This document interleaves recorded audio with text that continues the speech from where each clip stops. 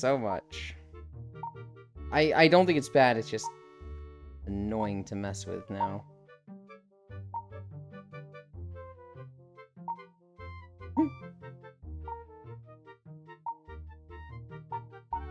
I have to click 3 buttons for what used to be 1 button now, every time. That's what I don't like. Ah, yes, triple the work.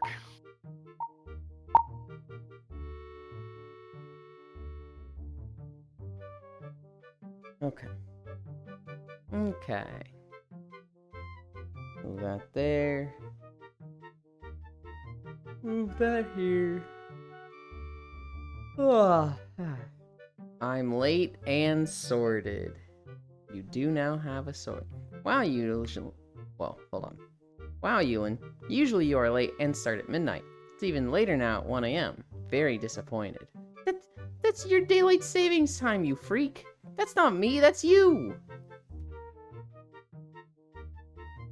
I'm fucking stretching. Oh, I see how it is. Icy flirts with me, steals my innocence, puts on a show for me, and you give them a sword. Hi, Kodiak. Hi, Sumiko. I don't... Technically, I said I was gonna give Icy, like, a sword a month ago. I only got around to it yesterday. Because I had to go into my, my stream manager on the Twitch website, and I was like, well, I'm here. For whatever reason, it's a pain in the fucking ass to un-VIP somebody from Chatterino or OBS. So, ugh.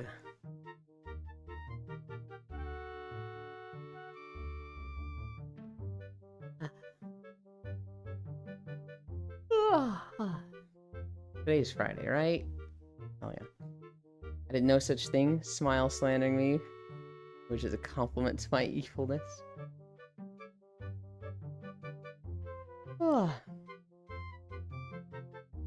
Yeah, I'm pretty confident that's not what you did. I think Smile just might be bad with being flirted with. I think the only person they're really okay with it is Bits, and that was, 3 years of build-up, so... I love you, Smile. Ice even said no one would believe me if I told them about their overt flirting. Yeah?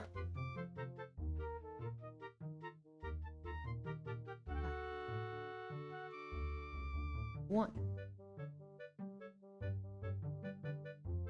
It's Friday. That means VR chat, hang out later. I don't know if it's gonna be food or world exploration. 3? I think that was 3.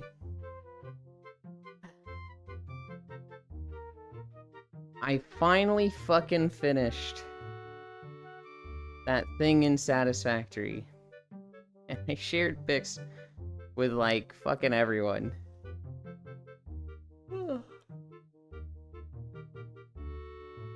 What an evil laugh. Whose is that?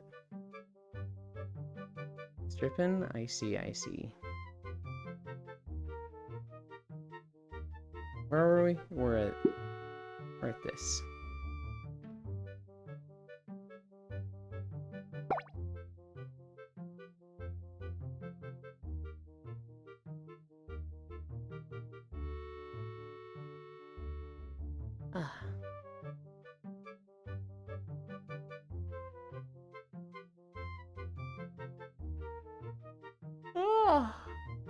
I have fucked up my sleep schedule so bad, guys. I was pretty set in like going to bed at 2 a.m. waking up at 7 a.m. and having like a 2-hour nap after stream. That was nice. That was working. And now I'm like struggling to fall asleep after stream. I'm falling asleep at like 6 to 10.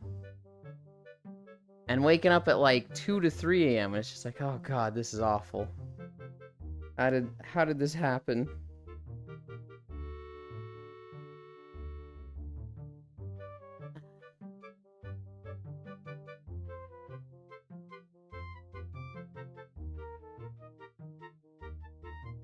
Look at that face. Icy knows what they did. Icy, do you know what you did?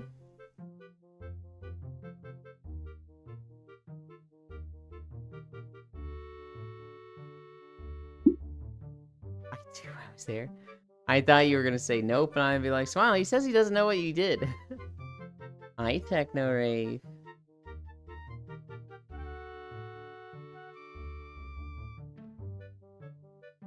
Why does this hurt more than usual? Ow!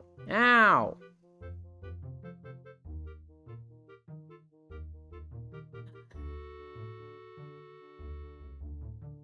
You in the chat box update sucks, Lamau? What do you not like about it? I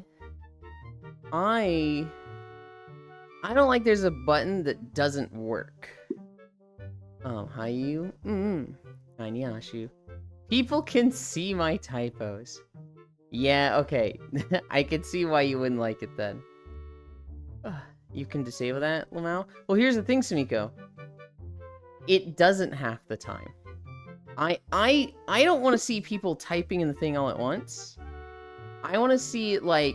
No, I want to see it all at once. I don't want to see, like, word for word. But the thing that you checkbox to make it so it's, hey, show me it all at once, just doesn't work half the time. It's a known issue, I think. That's the thing I don't like, but I'm just waiting for it to get fixed. I didn't know that. Yeah, so by default, you type in each word, and I see, like, your chat box goes, I didn't know that's in the update. Like, I see each word appear one by one, and that's default. I don't like that. I want it to show the whole thing at once. The button for that doesn't work for me. Does it do it now? That did it. Wait, hold on. Is that for just your box? Because I don't give a shit about doing it for my box. I want to do it for everyone else's box. Wait, what? There's no way. Yeah, send text automatically. Oh, so we have to do it the silent ones, not the Yeah. case for you. Okay, That's so dumb. that's great for Techno Rave. Techno Rave is absolutely winning there.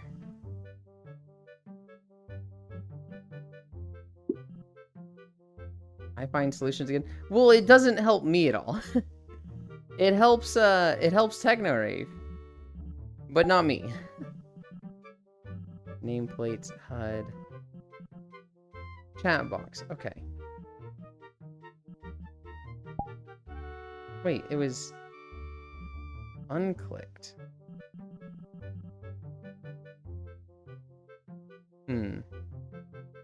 Hi, Bits. I purposely show up late and this dude isn't stretching. I literally... Oh my god. Is that a Yuki I see? No, it is not Yuki. It's Nyashu. Yuki is back to their job. They were on like a summer break, and now they don't get to show up Monday through Friday. And they don't show up on Saturday or Sunday because they're turbo addicted to Satisfactory. I didn't think that was a thing, but it's nice that they gave me a smaller window so I can see what's going on while typing. The button doesn't work for you. Maybe you'd like me to press your buttons. Unless you type as fast as me, then you see half of it at the time. I apologize if I've gone too far. It was all in jest. I know I'm not actually upset, Poggers, Champers. I purposely show up late, then show up on time. Bitsu Techno. Walk into a wall. I'm not doing Mario Kart speedruns, though. Hi, Big Deck. Dude, it's so hard, Big Deck. Because, like, I just want to head pat everybody. So I see you in a different channel, I'm just like, Big Deck! No. No, I can't. I hate it.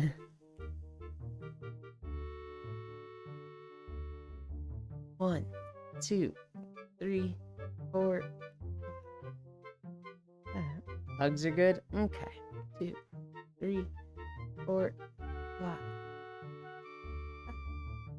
1, 2, 3, 4, 5.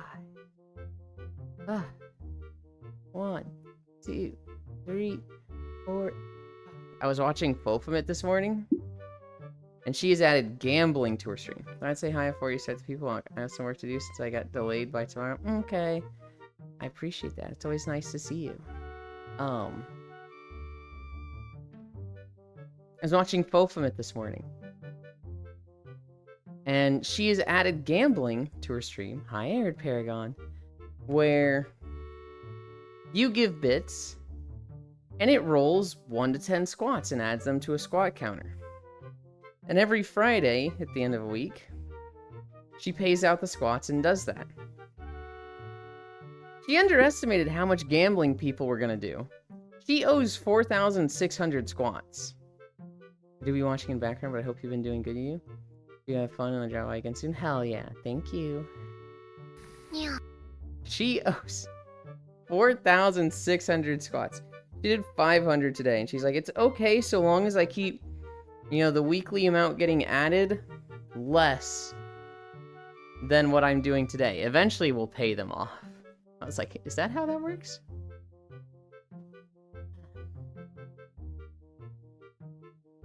Cry for me. Let me pat you and I will.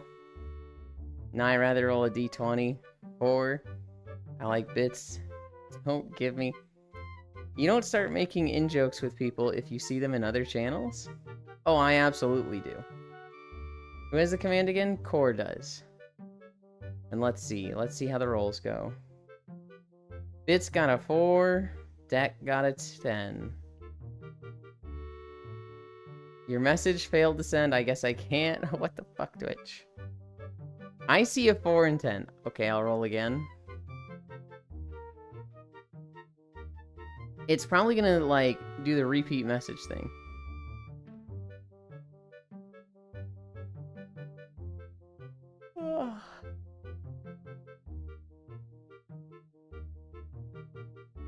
Oh, but Twitch didn't actually send my message in here. Try another cry. Oi. Hi, Juice.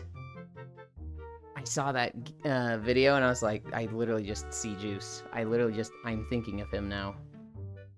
4.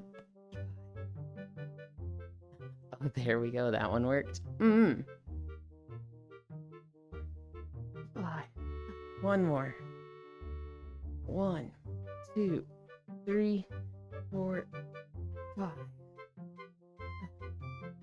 Ren Cry is so freaking cute, Eland. Yeah?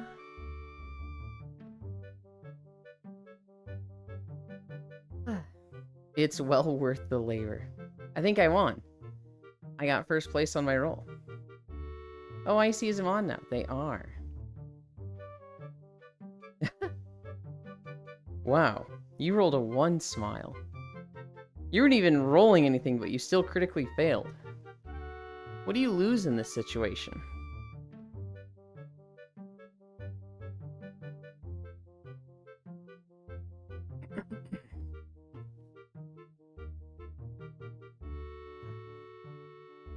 Alright, let's do our plank. Get that shenanigans over with. My dignity. Hi, Octomage. Can I have your old VIP back?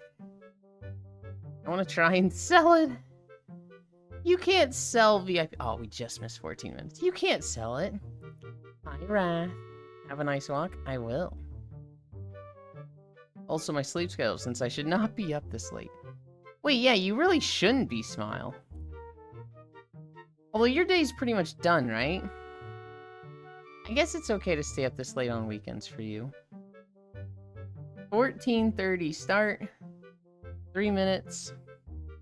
17:30 end.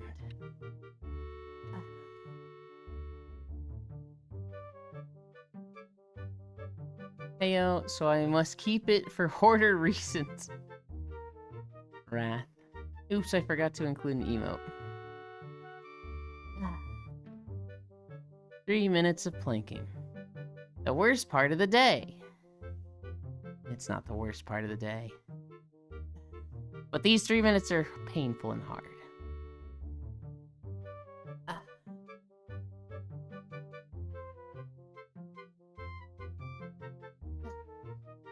40 seconds down. Yeah, weekends, but also if I'm tired, I will talk about your butt too much. So it's a double-edged sword. You'll talk about my butt too much? What do you mean by that smile? I want to do the teleport thing where it's like, my milkers? My big, bonging, bouncy, wouncy. But I'm like, I don't know how to do this with the butt instead of just boobs. Just like my penis. Your penis is a double-edged sword? Huh? Oh god, I'm struggling today. Time is going very slowly with this plank. We're halfway there.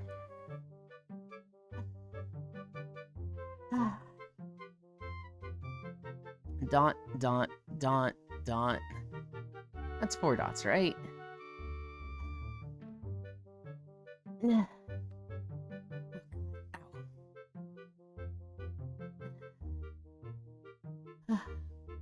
My absolute baking factory branded cake. Good lord. My absolute baking factory branded cake? One more minute. Oh, it's going so slow. I gotta stop staring at the time.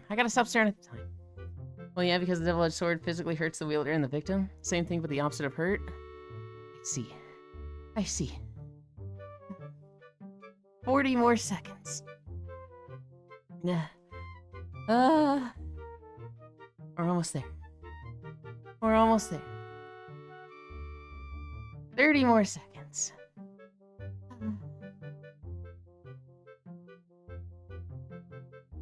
25. 20. 15 seconds. 10, 9, 8, 7, 6, 5, 4, 3, 2, 1, 0. Ow.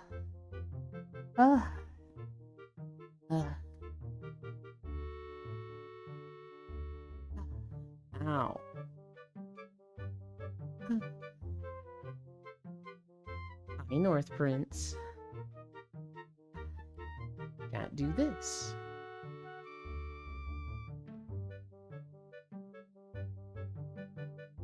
Okay.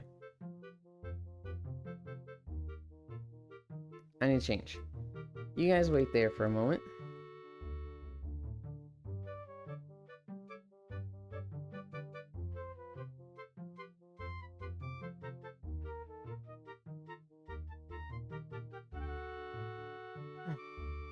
Back with food. Hell yeah.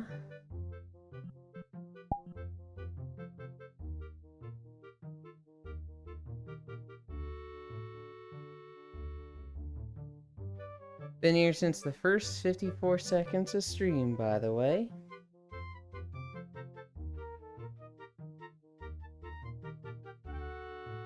Yeah? I'm very consistent. I can kind of like tell who likes to follow like a schedule. They like to you know, at 9 a.m. they do the 9 a.m. thing in their day. Then there's people that kind of like filter in at some point during the day. But there's a few people that 9 a.m. happens and they're like, they're ready, they're there.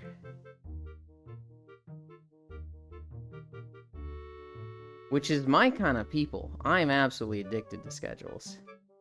If there's a streamer I watch that goes live at a certain time, I'm literally like in their chat at that time. Alright. That's done. I think we're good to walk. We're starting with a Star Wars video today. I don't have a schedule, but I join as soon as I see the notification.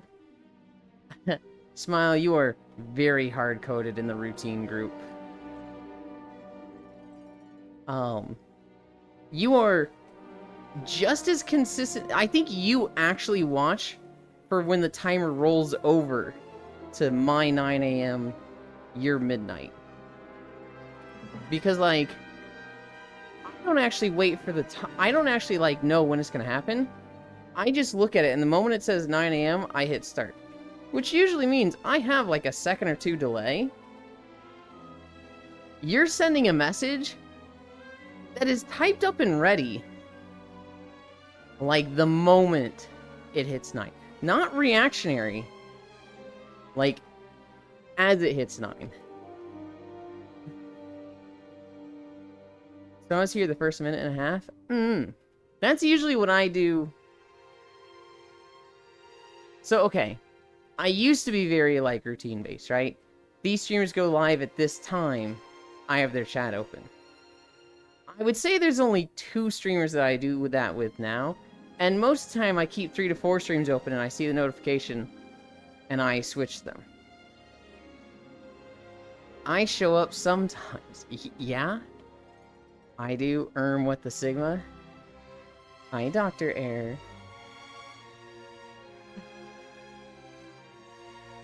I should stop asking you to call me out like this. I don't think there's anything bad with it. I'm not really calling you out, am I? There's people that like routine, and there's people that dislike routine. They like spontaneity in things, right? I crave routine. I want to wake up at the same time every day. I want to do the same thing, you know, an hour after I wake up. I just want to, like, the more routine things are, the better it is for me. I like to be routinely spontaneous. I'll give you guys an example of how much I like routine. If somebody asks me to do something, if somebody's like, "Hey, do you want to play this game?" My gut reaction is always no. And the reason for that is it's not scheduled. Hi, Froshiro. Because it's not scheduled, my immediate thought is, oh, I don't want to do that. This is sprung on me. This is too sudden. This is too soon. I don't want to do this. I need time to prepare. You need to, like, we can't just do this. And, like, now I'm at the point where mentally I go, what is stopping you from doing this right now? This is someone you like. This is the game you like. Just fucking say yes. And so, in the past few years, I've gotten better at it. I've been like, yeah, let's do it. And once we start playing the game, I'm having fun. But the best case scenario on my terms is, let's schedule it. Hey, would you like to play Planet Crafter with me, Ewan? Yes. How does Mondays at 8 p.m. sound? Very good. Let us play Planet Crafter on Mondays at 8 p.m. for 3 to 4 hours. Excellent. Alu, Yuli. Alu. But I have the deadly combination of autism and ADHD. I crave routine chaos. Alu chat. He just won't play games with me. Technically. The last time one of us asked the other to play games. Hi, Sleepy. It was me asking you to play a thing. No, that's probably not true. You probably asked me to play, like, stupid shit like Tarkov a few times since then. What, in the Coruscant? We are in Coruscant. Hi, Sleepy. Rabbit in steel now. Yeah, I'm very much spur of the moment. Spur of the moment stresses me out. Spur of the moment is like, oh, I can't handle this. Hi, Logitech. Logitech! I got my Hunter to 80 this morning. Literally like an hour ago. Fucking, two Wrath of the Lich King dungeons. And you've got 1 level. And my god. Holy shit, these tanks are a crapshoot. In these dungeons. Because it's still early expansion, they have shit scaling for level 30, right? So, tanks are falling into 3 categories. The first group is, it's their first time walking dungeon. They pull a group, They run to the second group. Hi, Kisu. They pull that group. I'm talking about Wrath of the Lich King Time Walking Dungeons, Kisu. I got my hunter to 80. Like an hour ago. They pull the second group. They start running to the third group. They get the ass beat and die. Just die, because all these mobs hit so hard. And then, and of course, times these goes workies. I hope work goes fast, Dr. Air. They die. We now have two groups that spread to the rest of us and start killing us, and it's a fucking wipe. And the tank learns, oh no, we gotta fucking slow down, these guys hurt. King if. They then become one of the other two types of tanks. Pulling one group at a time. And like, it's still a pretty fast run, but like, it feels bad doing one group at a time. Or they fall into the other group, which I've only seen two of these tanks. The fucking Giga Chads, they're just like, so I must use defensive cooldowns while gathering the mobs up.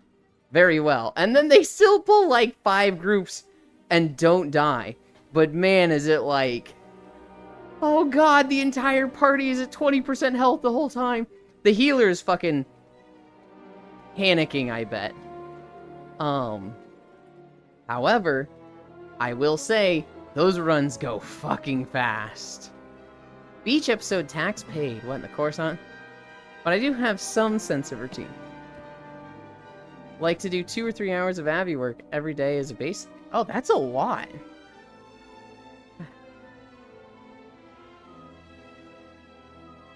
I can tell. I see. And of course, times these goalies workies. Bye Doctor. Ah, yes, classic tank hubris ping if. Takesies, caresies, doxersies. Usies, twosies. What does this fucking speak? Ladder group was me and FF14. I mean, so wall-to-wall is appropriate in Final Fantasy XIV. Tanks are fucking gods in Final Fantasy XIV. If you're a warrior, you literally don't need a healer. You've got the fucking 30-second cooldown that's just, I full heal myself. The fact that it's fucking per target hit is insane. Because that means you pull 2 groups, well, you are full healing yourself every global now. What? That is questionable game design in my eyes. But whatever. In WoW, that was WoW Warriors at the start of War Within. It's somewhat like Death Knights just at all times also. In WoW, here's the big difference, Sumiko. In WoW Dungeons, in Mythics, you've got some tanks that are able to, like, put out a lot of self-healing, but not to the level that Warriors were in Final Fantasy. With this specific thing, this is a scaled dungeon group. So we have, like, a week-long event, which is Wrath of the Lich King Time Walking Dungeons. Which means, everybody's getting set to level 30 instead of 80, and they're doing dungeons from 15 years ago. And so, we're scaled to these, but because it's early on in the expansion, we're at the lower end of the scaling. If the expansion had been out for 2 years and everybody was like, instead of 600 item level, if they were all like 700 item level, we would be steamrolling these. But because we're on the low end of the gear scaling, tanks are getting hit for like, you know, a chunk. If a DPS pulls threat, they're gonna like get wiped in like 3 hits. You know, dots are just shredding entire parties. It's very hard to rush because it's early expansion with the time walking. That was War Warriors at the start of War Within. My favorite part of my routine is a scheduled 18 hours of fucking up followed by 6 hours of sleeping. Sometimes I slot other activities in there. I use that healing as a defensive cooldown, basically, as part of my rotation to maintain a pretty consistent effective damage reduction level. Yeah. Up to 51 wipes on Queen. I thought we were going there yesterday, Logitech. So I showed up to the raid. I roll up in Discord. I'm like 20 minutes early, right? And I'm like, it's today for the raid, right? And they're like, no, it's Monday. I was like, I'm going to bed, bye. So I went to bed at like 10:15 yesterday, thinking I had a raid. And then I posted in the Discord, I was like, I fucking thought we had a raid. And then I just went to bed. Oh my god, people are insufferable. Yeah. Yes, absolutely, Bits. I'm wondering what they're being insufferable about, but... So, also sometime a few months ago, a friend of mine brought me into Classic WoW for like 50 levels. It's pretty interesting, especially since he was a Paladin tank. He is good, but I could pretty easily pull aggro off him as a priest. Was he doing Season of Discovery or Standard Classic? Because if he was doing Standard Classic as a Paladin... No, just Classic? Ah. Yeah, I don't know why he was playing Paladin tank then. Cannonball Run record got beat recently. Now there's a fuck ton of articles popping up. Cannonball Run needs to end. And shit like that. What is Cannonball Run? I'm unfamiliar with it. Paladin tank's his favorite class in the game. Lyric? Okay, he understands his problems very well. Okay, yeah. So,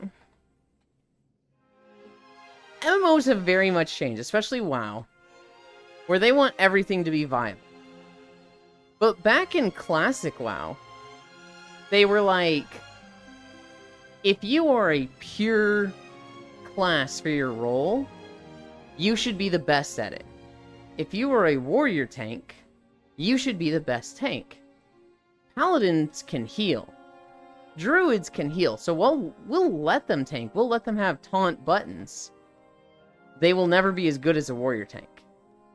And Paladin tanks, in particular, have this weird issue of threat is ass for them.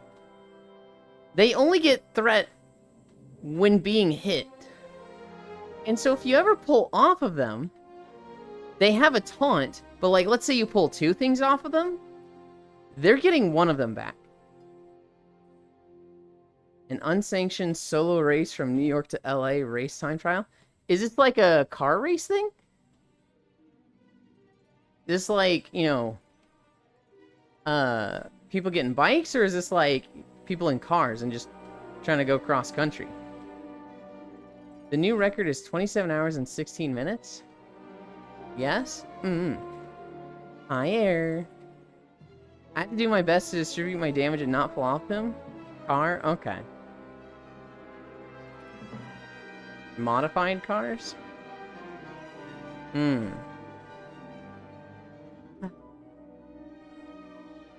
Yeah, it's...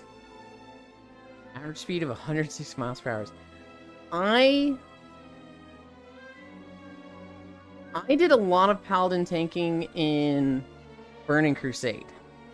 And that was when they made it better. In vanilla, you look at a lot of stuff that's just like, who the fuck designed this? Who thought this was a good idea? There's just so much shit in the design philosophy of vanilla that's like, I would never want to play vanilla WoW. It's dangerous, it's fun. If people want to risk their own lives, sure, but if they're risking the lives of others, nah.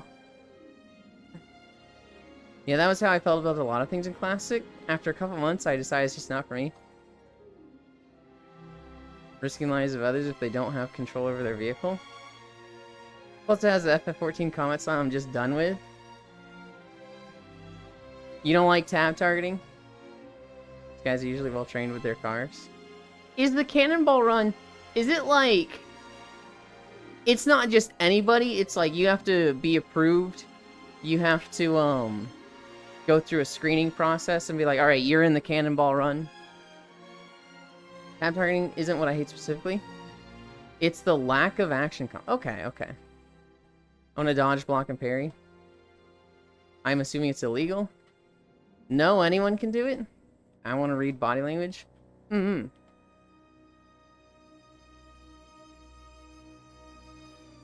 They have radars, radar jammers, multiple GPS systems, thermal cameras, decoy cars. 100%.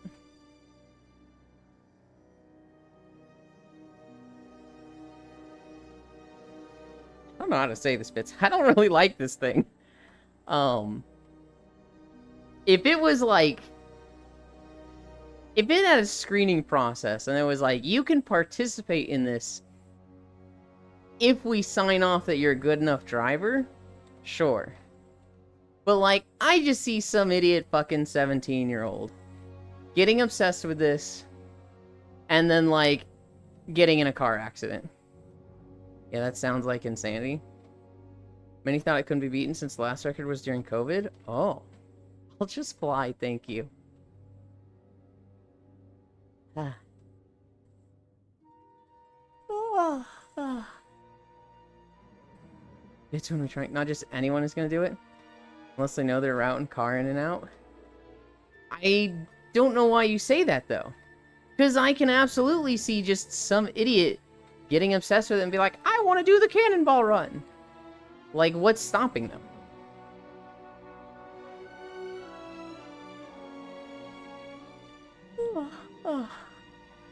Fortunately, I'm on the side of the people wanting the cannonball race to end. Street racing is way too dangerous. I'm not against car racing. I am kind of against street racing. If it's just like out and about where people are walking around, I'm not super down with that.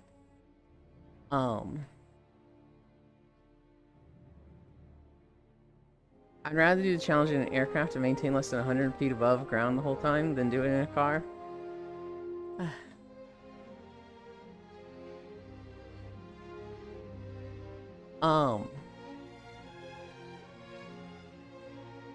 Vanilla WoW. Vanilla WoW. 4 years ago, I think it was 4 years ago, the classic servers came out, right? And everybody was like, oh, Yuland, you're the big WoW nerd.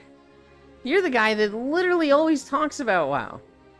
You're gonna play classic servers, right? And I was like, fuck no. And they were like, what? Why not? And I was like, look, I was there. I remember being 13 years old. And just the shit that was in the game back then. I remember hitting 60 on my druid after just leveling for like a year and a half. And I remember hitting like level 56 and I ran out of quests. I had done them all in the Burning Steppes. I had done all the quests in Winter Spring. I had done all the quests in Silithus. And it was just like, what do I do now? Right? Like, I can either just do dungeons or grind. And so what I did for 2 fucking weeks was go out to a mountain in Winter Spring and kill level 56 owls. There were bears in the area, but I avoided them because the owls had half as much health. Hi, Cairo. And so I just killed owls. Like, for 2 weeks, I was killing like 100 to 300 owls a day. Just fucking ending the population of owls in Winter Spring. And like every 2 days, 2 to 3 days, I'd get a level. It was miserable. You need a fuck ton of planning money, couple dozen people to help. Balls of steel and more. Yolanda, Ohio. I don't have anything nice to say about illegal street racing. My respect for it is the same as the people who ram trains while texting and driving. To me, it's one of those hobbies that's fucking cool. It's one of those things that's cool, but like, I'm only okay with it with professionals. I really don't like this the idea of like somebody getting into this hobby that's not a professional. Yulin killed Lofam. I'm gonna try and kill him tomorrow. Square Enix posted that it's Bravely Default's 12th anniversary, and I felt my joints rattle in real time. You know what I saw, Cairo? There was a professor at a college, and they got an email from one of their students, and the email said, "Hey, professor, is there a cutoff date for sources for our academic paper? I found a really good source on my subject that was from 1994, and I'm just wondering if that's too far back, so I wanted to, wanted to ask you if there was, how far back can our sources go?" And the professor's like, 1994? That's not even... It's fucking fine, idiot. Oh, I feel old. Oh, shit. That was 30 years ago. You see, you already know I butt heads with most people. We don't have to agree in order to be friends.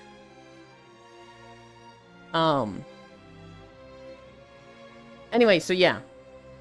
I literally just killed owls for 2 weeks in Winter Spring on a druid. And at the end of 2 weeks, I hit 60. I went to my very first raid. It was Encourage 20. I go to this raid, and we're staring at the first boss. Technically, it's like the fourth boss, but I got brought into a somewhat completed lockout. They were just trying to get anybody to, this was like the last week or two before Burning Crusade. And I go cat form. And I'm like, let's do this. I'm fucking ready. This is my first raid boss. And this guy whispers, he's like, what are you doing? And I was like, what? And he's like, you're a druid. Why are you in cat form? I was like, because I'm a druid. Because I'm feral druid. And he's like, no, you're not leveling anymore. You're resto now. And I was like, what? And this was me discovering in Classic WoW, specs didn't mean shit. If you were a druid, you leveled as feral, you PvP'd as feral, you could. You'd probably be resto or guardian. I think most of them PvP'd as guardian. And if you raided, you were resto.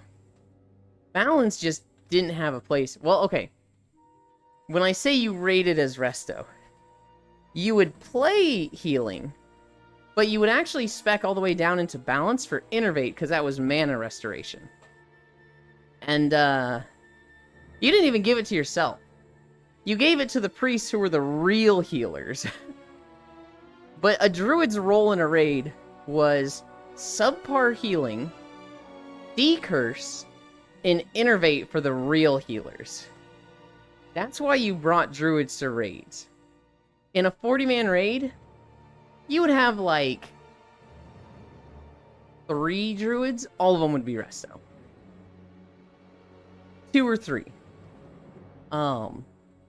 You did not bring guardian druids. They could get one shot. You did not bring feral druids. They were trash DPS. You did not bring balanced druids. They were even worse. That's something crazy. If you didn't have a way to restore your resource, you were just a bad DPS. So, hi Smug. If you were a rep paladin, you had mana. If you were an enhancement shaman or any hunter, you had mana. If you were a balanced druid, you had mana. If you were a shadow priest, you had mana. If you were any mage, any warlock, you had mana. If you had mana, you were bad. Because you would run out of mana, and then it just wouldn't restore, and then all you could do is auto attack. The difference, what made mages and warlocks good, was warlocks had life tap. When they ran out of mana, they could chunk their health, and, lose 20% health, get 30% mana. And so they never ran out. Mages they could create a mana gem that every 2 minutes they could use to restore like 50% of their mana or something ridiculous. And it had 3 charges. They also had evocation on like a 2-minute cooldown or 1-minute cooldown, I forget. That just fully restored their mana. So mages and warlocks were just fucking good DPS.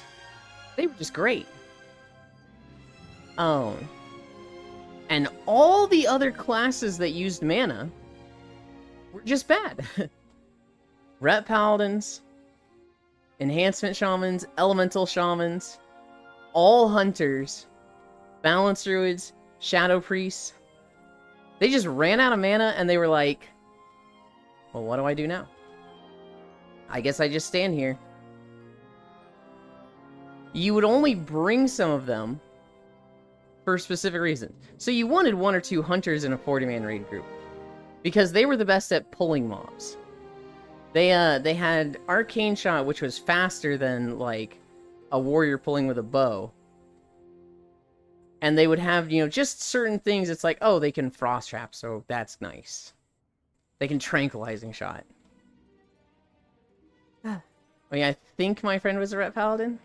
So, if he was tanking, he would have been a Protection Paladin. But if he was DPS, he would have been Ret. I'm gonna sneeze.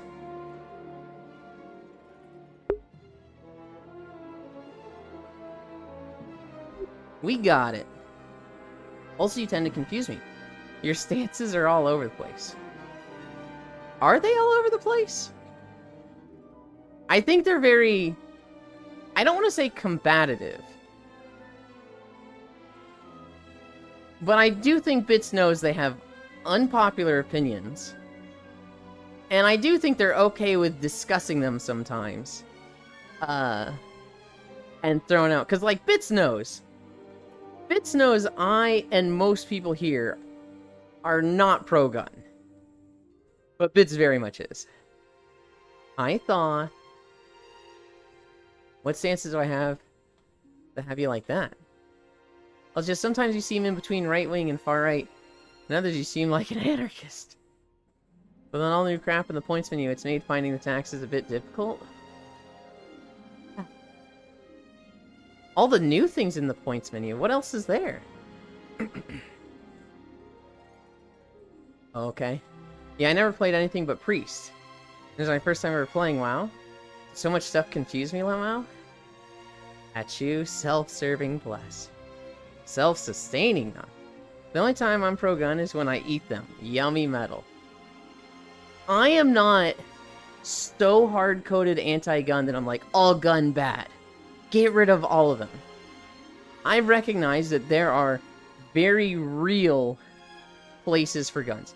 If you have farmland, it is pretty fucking rich when your livelihood not just depends on guns, but like, you just need guns. You do not make any money and you fucking starve if you do not have guns, if you have any farmland. And it's pretty fucking rich when some city slicker is like, guns are bad. There ain't no reason to have a gun. And it's just like, I can see why people from the South, people from the Midwest are like, no reason to have a gun, eh? I literally just shot 7 reasons last night.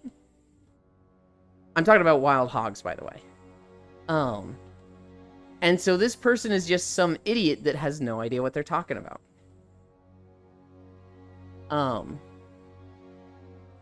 When I learned that, I became... Because I used to be super anti-gun. I was like, get rid of all of them. When I learned that, I was like, oh, that, kind of changes my perspective. 20 to 30 wild hogs. 20 to 30 wild hogs will just destroy your harvest.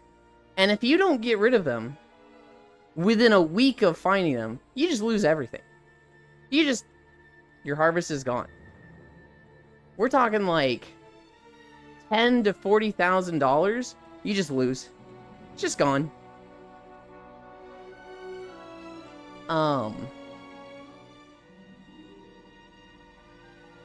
Damn, do you work out? I'm in between bits and everyone. I'm pro-gun, but think there's not enough regulations. Here we go. I know Bits hates regulations. Like, he hates... And he can correct me if I'm wrong on this. He's not super, like, big on gun checks and stuff like that. And I'm just like, I'm for them, but we need to, like, fucking get them working. Because every time a big shooting happens, it's like... This guy... There was, like, 3 red flags in the system that was like, this guy shouldn't have gotten a gun. But then, like, somebody just gave it to him. Or, like... You know, they bypassed this rule doing this. And I'm like, okay. So, I don't think the problem is the gun checks. I think the problem is the consequences of people circumventing these gun checks. I don't know. No. Set up autonomous turrets around the perimeter. Do you want only the good guys to be able to get guns? I don't get it. I don't want people that are clearly showing signs of, we gotta keep a gun out of this guy's hands, to get a gun in their hands. Right? When somebody starts posting online for 3 years, I'm gonna kill the president. And then he gets a gun, it's like, hey, hold on. Not possible?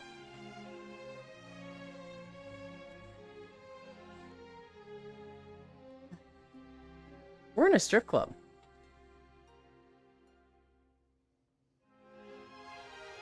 I would agree that it's not possible, but I think a lot of it would reduce the amount of, let's say, the undesirables getting them. You can blame the FBI for that, Ewan. Because literally the last, like, 8 people were on our FBI radar prior to the incident. Yeah. Yeah. And I'm just sitting here like, if they're on the radar, why does it keep fucking happening? Why did we leave the strip club? We gotta see the rest of Coruscant. This is a problem that only happens in America?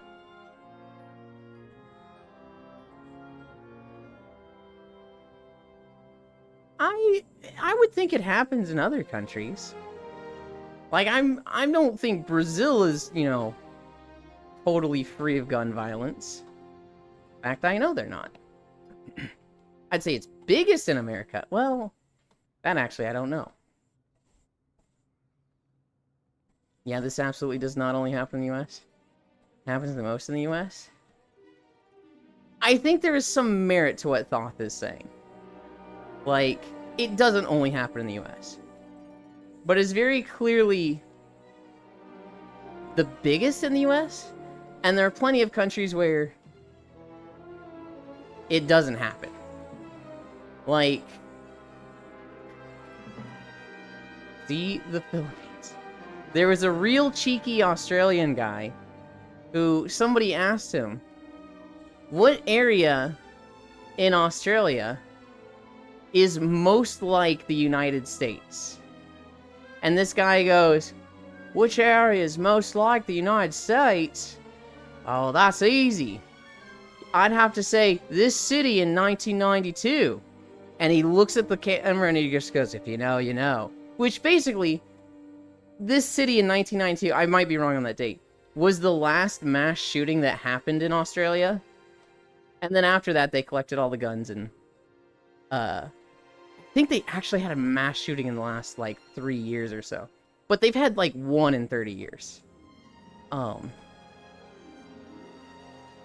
Mexico and Asia. The other countries where it happens because of organized crime. The New Zealand mosque attack was just a random person.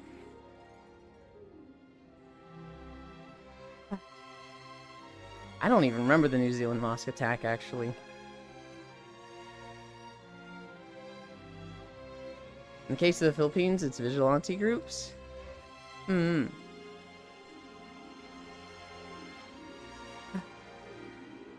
Could you guys live in a city like Coruscant? I fucking could. Lock me up in an apartment. Give me good internet and delivery for food. I'm golden. That's all I need in life. I believe the New Zealand one was the subscribe to PewDiePie guy. I swear I didn't try to derail to this on purpose. I'm not a pro-gun nor anti-gun. But one of the most frustrating things, in my opinion, is when people who don't know anything about guns try to lecture people about them. I don't know shit about guns. What I do know is, looking at it broadly, when you look at, like, America shooting number 587, death count was 11 for this one, it's like, something is going wrong here. I don't know if it's the gun control.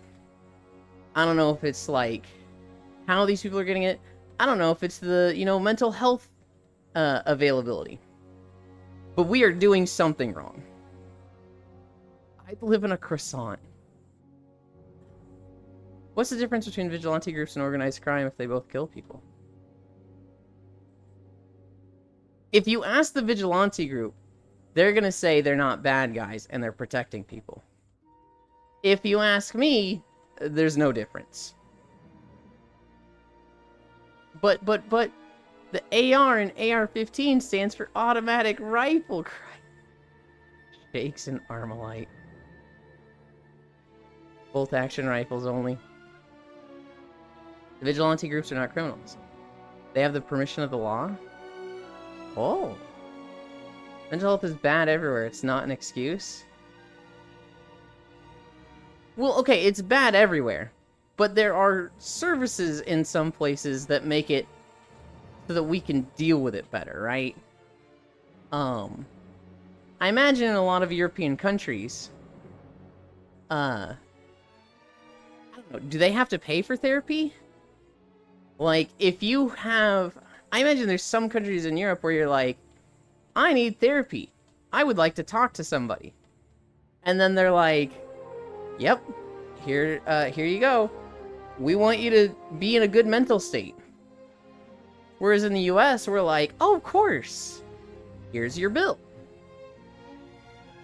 Oh, sure. The USA isn't the only one. Yes, Finland's policies are closer to my view. But there's also hiccups here.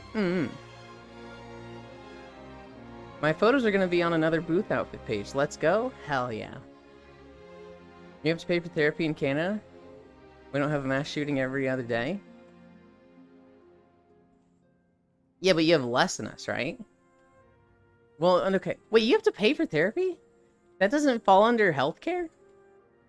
You have to pay, but you don't have to pay. I say I will protect you from him. Hi, Global. Very nice. I don't know. I want to talk about classic WoW, damn it. For tanks, warriors were the most difficult to level because they couldn't heal themselves. So they were the best tanks at max level. For healers, priests had a DPS spec, but for some reason, Blizzard still looked at them as like, hey, they're the best healer because they're priests. Shaman healers, paladin healers, druids, well, those guys are hybrid classes, even though technically a priest was also a hybrid class. So those three healers are all inferior to priest healers. That was legitimately their design back in the day. In Burning Crusade, they switched that up. They said, we want every class to be viable as a DPS, and we want all of their roles to be viable. To an extent. So Druid, Shaman, Paladin healers came way up. They were on par with priests. Paladin and Druid tanks came way up. They was still, like, quite a bit better as a warrior, but it wasn't, like, unviable. Warriors just tended to be better, I think. Every DPS worked, although some of them were weird situations. Shadow Priests and Ret Paladins were not good DPS, but they provided a level of utility that made them still worthwhile to bring. They would do like 60% of the damage of the other DPS.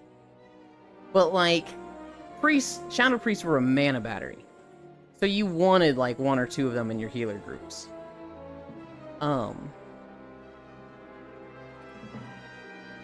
oddly enough, back in Classic, Warriors were really good DPS. They were the top DPS on the Horde side because they got Wind Fury Totem. It falls under healthcare with my provider. Mental health is not covered. Huh. Ew, WoW Talk, that's nice. I don't use it. I'm not ew WoW Talk, but I'm ew Classic lol. Priests literally have the power of God and anime on their side. I'm done for the week. Time for long weekend? Hell yeah.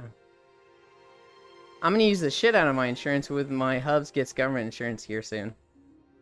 In Wrath of the Lich King, they made it even better. All healers were equal. All tanks were equal. All DPS were equal. There were only 4 specs that they were like, because this class already has 2 other DPS specs, we're gonna relegate this spec to being PvP. So Subtlety Rogues, Frost Mages, Survival Hunters, and I think Affliction Warlock. These were the PvP specs, and they weren't that good PvE. Every single other PvE spec, or every single other DPS spec was good in PvE. And then in Kata, at that point they figured out balance. Every spec could DPS. Every tank spec could tank. Every healer spec could heal. But man, it was a wild time back in Classic. They fixed that in Season of Discovery, and there's talks of WoW Plus, where they would have it fixed as well. I'm very interested in Classic Plus. There's a lot of rumors and speculation that that's what WoW is going to do next. WoW Omega lol.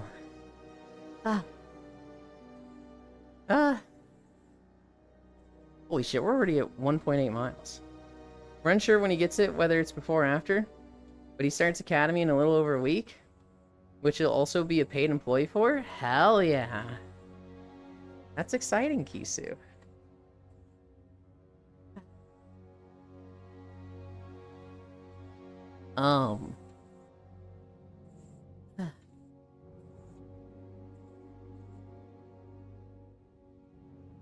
To finish up WoW discussion, I was recording WoW videos yesterday. Technically this morning at like 5 a.m. with paying people for their work. I was recording the Dragonflight Beaches video. But because I was recording at 5 a.m., I had to use the Jar of Sands to make it daytime, because otherwise it would be nighttime. Well, I recorded 2 sections of like 15 sections. And I'm flying to the next one. And the fucking Jarradin that you can't fly over, they shot me down. Hi, PM me rabbits. Thank you for the follow. They shot me down and dismounted me. Which was like, oh shit. I didn't think I was that high up. But I fell, I died, and I lost the buff. And so then it was just nighttime for me. And I'm like, wait, I don't have my Jar of Sands to make it daytime. Fuck. So, I just couldn't record anymore that day. Unless I wanted it to be nighttime in the videos, and I don't. So, oopsies.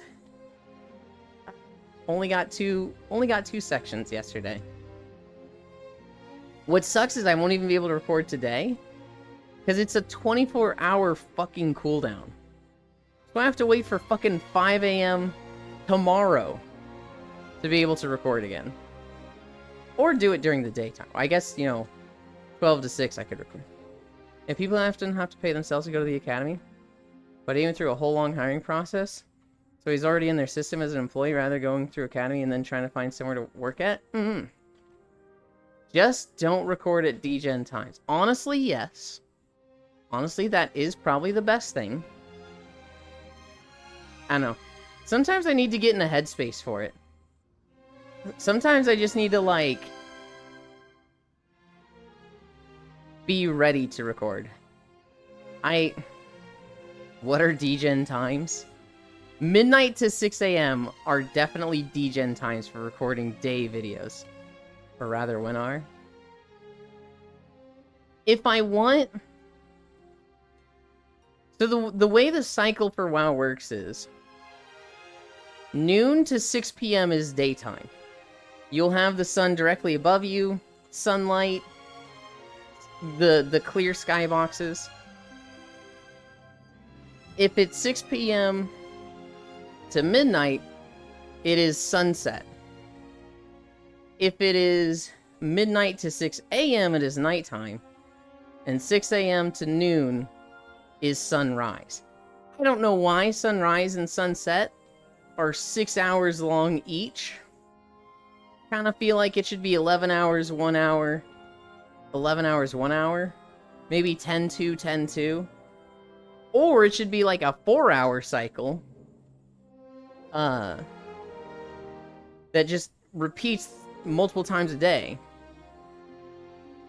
Anything past 11 p.m., I'm old. 10 p.m. is my bedtime. But I usually lay down before then.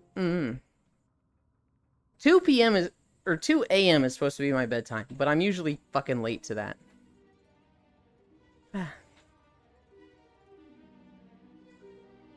Hang on. Hang on, what the? Oh, I see what happened. I thought I couldn't see one of Kisu's messages in Chatterino, but it was combining it with thoughts. I also have to wake up at 6:30 3 days out of the week, so my ass is EP by 8. Yeah. So honestly, with how maths, should be laying down sooner, because child often is like, 5 a.m. good morning. 5 a.m. good morning.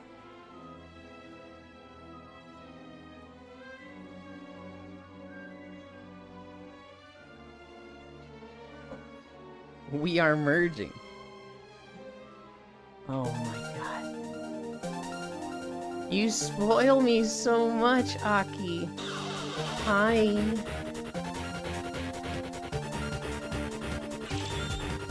We're walking through Coruscant.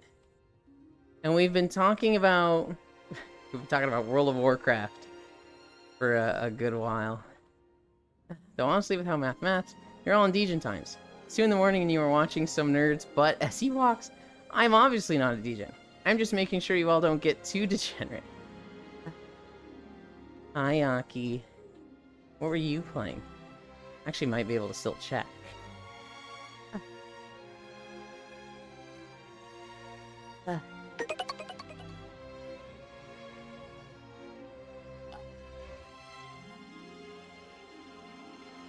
Wait, hang on. No, okay, it must be too late.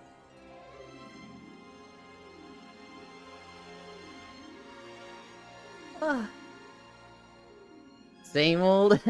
Is that deadlock? Hi, Cynthia Knight. Thank you for the follow. I might have just froze excess overlay. Yep, I think I did.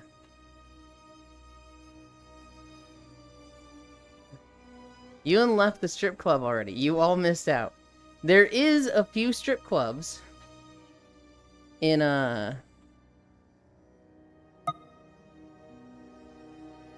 Star Wars The Old Republic. We did go into them. Okay, can I... Oh,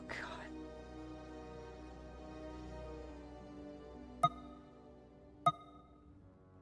I love it when excess overlay freezes. And I can't... Oh, my God. Float in world. Can I move you over here? I can. Let's try stopping excess overlay. I've got 3 fucking annoying windows in front of me right now. Oh, good. They went away. And now we launch. Press this. I press this. I press that. I can see stuff again. Same old. You long. What kind of merging, like Voltron, or... You just have to be like the only person live at this time that I care to raid? Aww. Hi, Evil Rado. Thank you for the follow. Hello, Raiders. You're so quiet. I haven't been catching your streams as much as I would like. I should be like tuning into you more. I don't know why. The last time I tuned in was the hi Akiwu, what are you doing? The fucking Minecraft Parkour Civilization movie is on. Bye Akiwu, have a good day. I literally gone through that entire day with people like fucking just begging me to watch that with them. And now I'm like, people have asked me to watch it so much that I'm like, I don't want to, just because people have asked me so much. That was an experience. I bet. This Friday, I fucking had the displeasure of, I went to a friend's drinking party. It was their birthday. And fucking 2 friends just ranted about it for like 5 fucking hours. I don't know how long it was. It was so long though. You're going to join Best Boy Cairo and Brave Bird Core. Huh. Excess Overlay Freezing Classic. Is Deadlock that new game with the ugly gargoyle that everyone is enjoying? She's not ugly! Hi, Amber Lamau. That was an experience. Hi, Blue Gender. Just googled that gargoyle gives heavy Gorillaz vibes. Aesthetically. Kisu, did you like the Gorillaz? Because I fucking love the Gorillaz. So I can see why people would like them. Did we do holidays today? I forget. We have not done the holidays yet.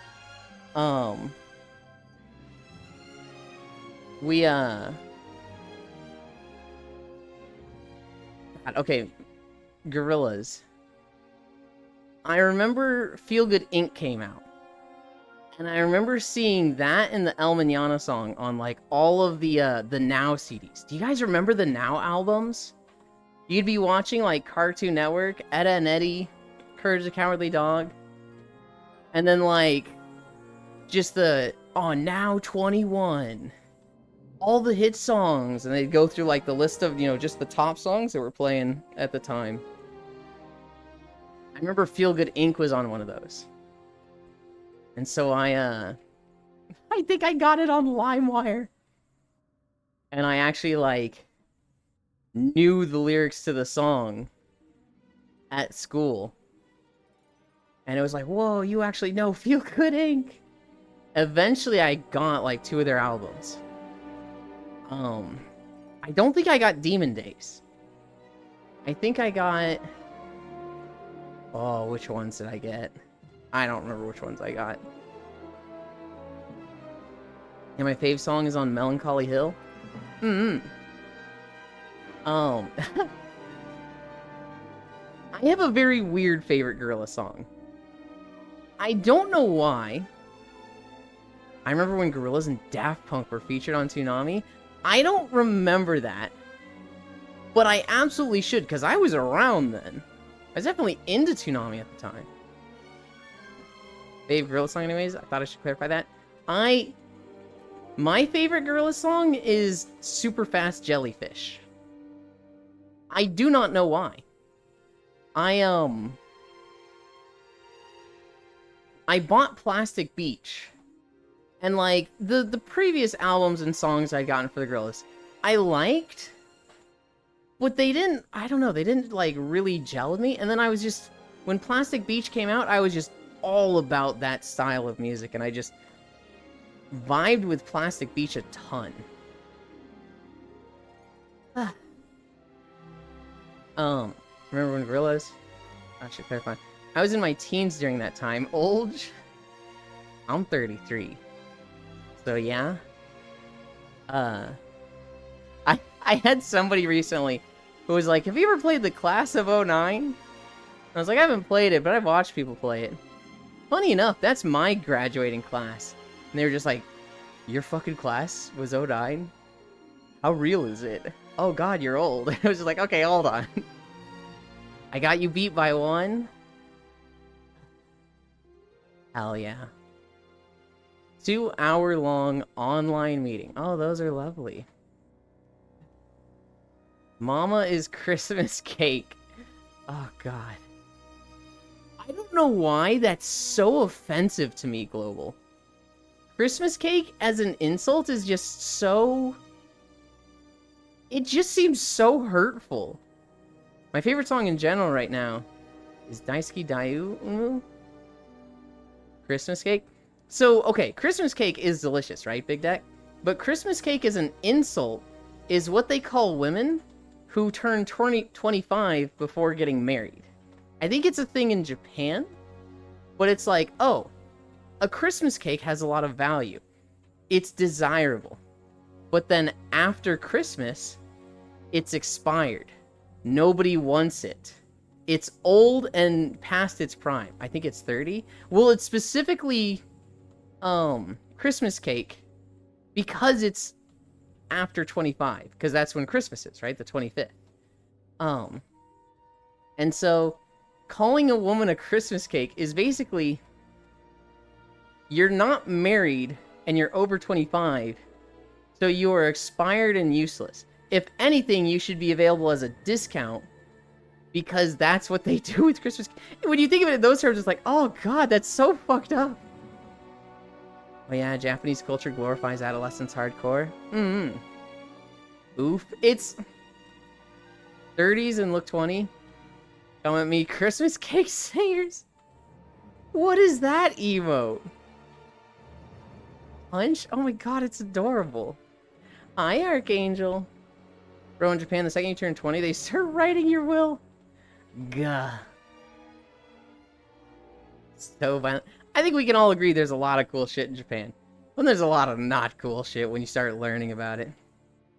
30s when the prime starts. Hiya, Yulin. When I think of Christmas cake, I think of fruitcake, though. Which I don't know who's buying them. Why do they still make them and sell them? They're disgusting. There's some people that like them.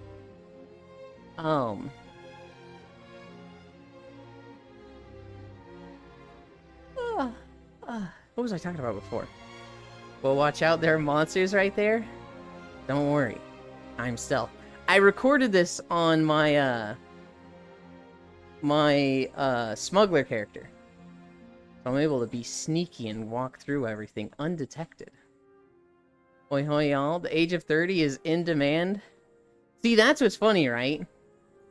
Back in the day, we were like 23, 24, that's fine. I actually had a friend who was like, I want to die before I turn 25. And we were like, why? And she was like, I need to die when I'm beautiful and in my prime. I cannot start expiring and being old. I refuse to be old. And we were like, okay, well, clearly that didn't work because you're like 30, right? And she's like, yeah, I had kids. Can't do that when you have kids. And we're like, okay, Jesus. It's okay, Elin, even if you're a decrepit geriatric 33 years old, I will still enjoy your cake. Hag love, hag love, hag love. I know, fucking hags and hag maxing are just so in right now. I'm definitely like... And I hope I'm not insulting anybody here. A woman, not just a woman, a person that is like 30 years old and chilled out compared to... I don't want to say the craziness, but the inexperience of somebody that's 20. They could be like, thank you for the follow, Blue Gender. They could be like, just the most chill, wise, just like, in a good headspace and like, going through life great. But if they're 20, I'm just like, you're too young. You're not tempered yet. You've not been forged by the fires of life yet. I don't even know if you have, like, settled in your personality. I'm more flexible and fit now than I ever was in my 20s. Lamau, I just woke up. Blue Gender is an awesome old anime. There's one with blue in the name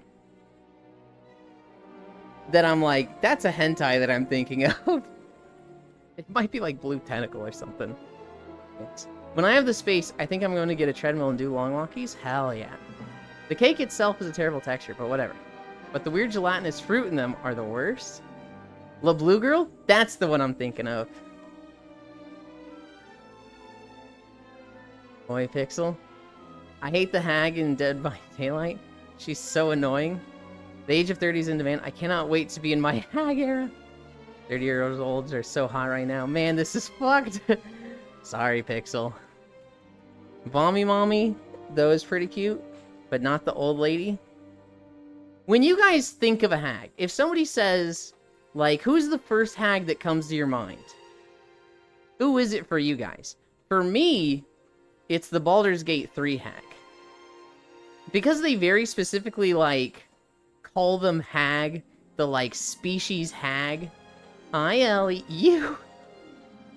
My mind first goes to Baldur's Gate 3. For me, it's Dead by Daylight. I keep hearing the hag theme. I couldn't care less. So as long as I get along with them. Hi, Tech. Good to see you.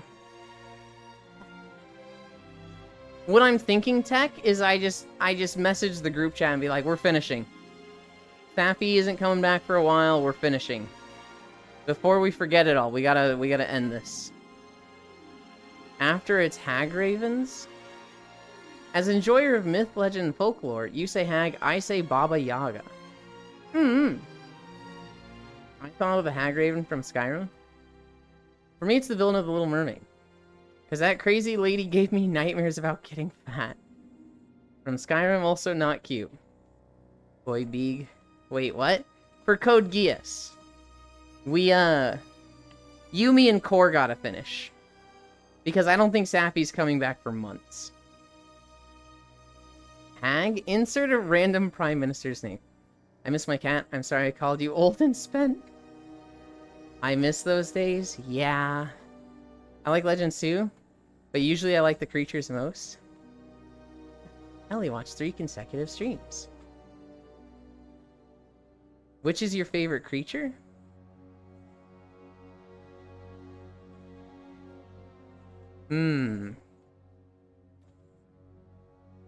Hydras. I don't know why. I think Hydras are just fucking cool. Anytime there's a Hydra in a game, I want it. So, like, World of Warcraft, Hunter tames a Hydra. Temtem, there was that weird Hydra snake thing that I fucking invested everything into. Pokemon, I saw Hydrapple and I was like, this is my favorite.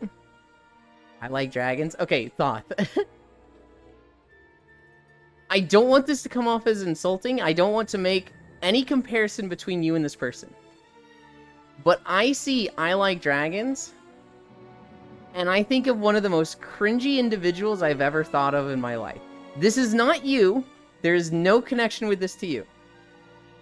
But back when I was playing Wrath of the Lich King,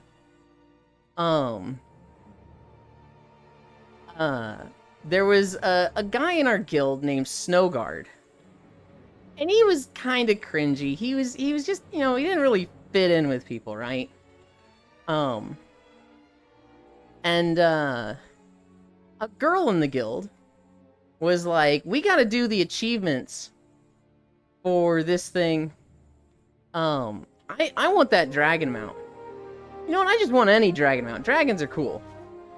And this guy, he like rarely talked. And he just goes, you like dragons? I like dragons too! Read my name backwards! And we read Snowguard backwards, and it was just dragons, right? It was literally,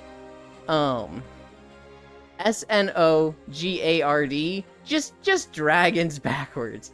And we were like, oh, he really likes dragons. And because this girl had expressed the slightest interest in dragons, he crushed over her for 2 weeks, and we had to tell him to knock it off and, like, basically stop harassing her. But, like, I like dragons, they're my favorite, and I'm just like, sudden core memory, oh no. But I know Thoth. I know Thoth is nothing like that guy. I like dragons and slimes. That's hard, but I really like lots. Each usage I have no idea what that is. Dragons, Jormungandr are my top 3s. Dragon D's nuts. I don't even know what that is. Oh my god, he's literally me. I like Charybdis, daughter of Poseidon, and turned to giant sea monster by Zeus. Chained to the seafloor and forced to drink and suck the water so hard 3 times a day, she creates whirlpools, which are similar to Kelpies. I need some sleepies. I unfortunately will not be around after stream. Sleep well. Yeah, I imagine you're fucking tired. Me? Oh, not me. Drogon D's nuts. Rest well, Ellie. Oh my god, woman like dragons? Must be wife. That was literally what went through his brain. I'm pretty sure he was like 16 or 17. He just... You know, he had some growing up to do. Core mentioned. Hi. Congrats on mod, Icy. Hope to see you around here more. Okay. Charybdis was pretty awesome. It's right. It is rare to find girl who like thing that I like. Congrats on Mad Icy. I feel like it used to be rare. I feel like every day it's easier and easier to find. Oh no, I didn't protect Icy. Woman existed in my space? Must be wife. I have never played Smite, but isn't that Scylla? The rock to Charybdis hard places? Man exists in my space? Must be husband. I don't know. Am I... Why are we not on camera? You're like so close. Also, Jesus, you're tall. You're like shoulder height to me and you're like... Are you muted? I don't think so. Okay. I wasn't hearing you at all. Hi.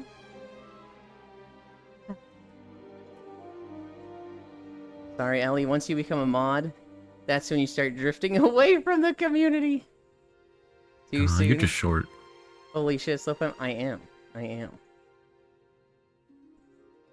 The characters are like, what, like 194 or something of the nature? So hello, I see. A wild loafa pond. A wild loafa. Is it Skyla or Scylla? Or Scylla? I want to say Scylla. For a long while, but relatively recently, Charybdis was added. Egg delivery is here. Fuck sleep. Oh my god, Ellie, go to bed. Hello, fam. They're not like a rare occurrence, okay? They stream 4 days a week? Oh, hi, Logitech. I didn't even see it. Yeah. It is easy to find Lofam.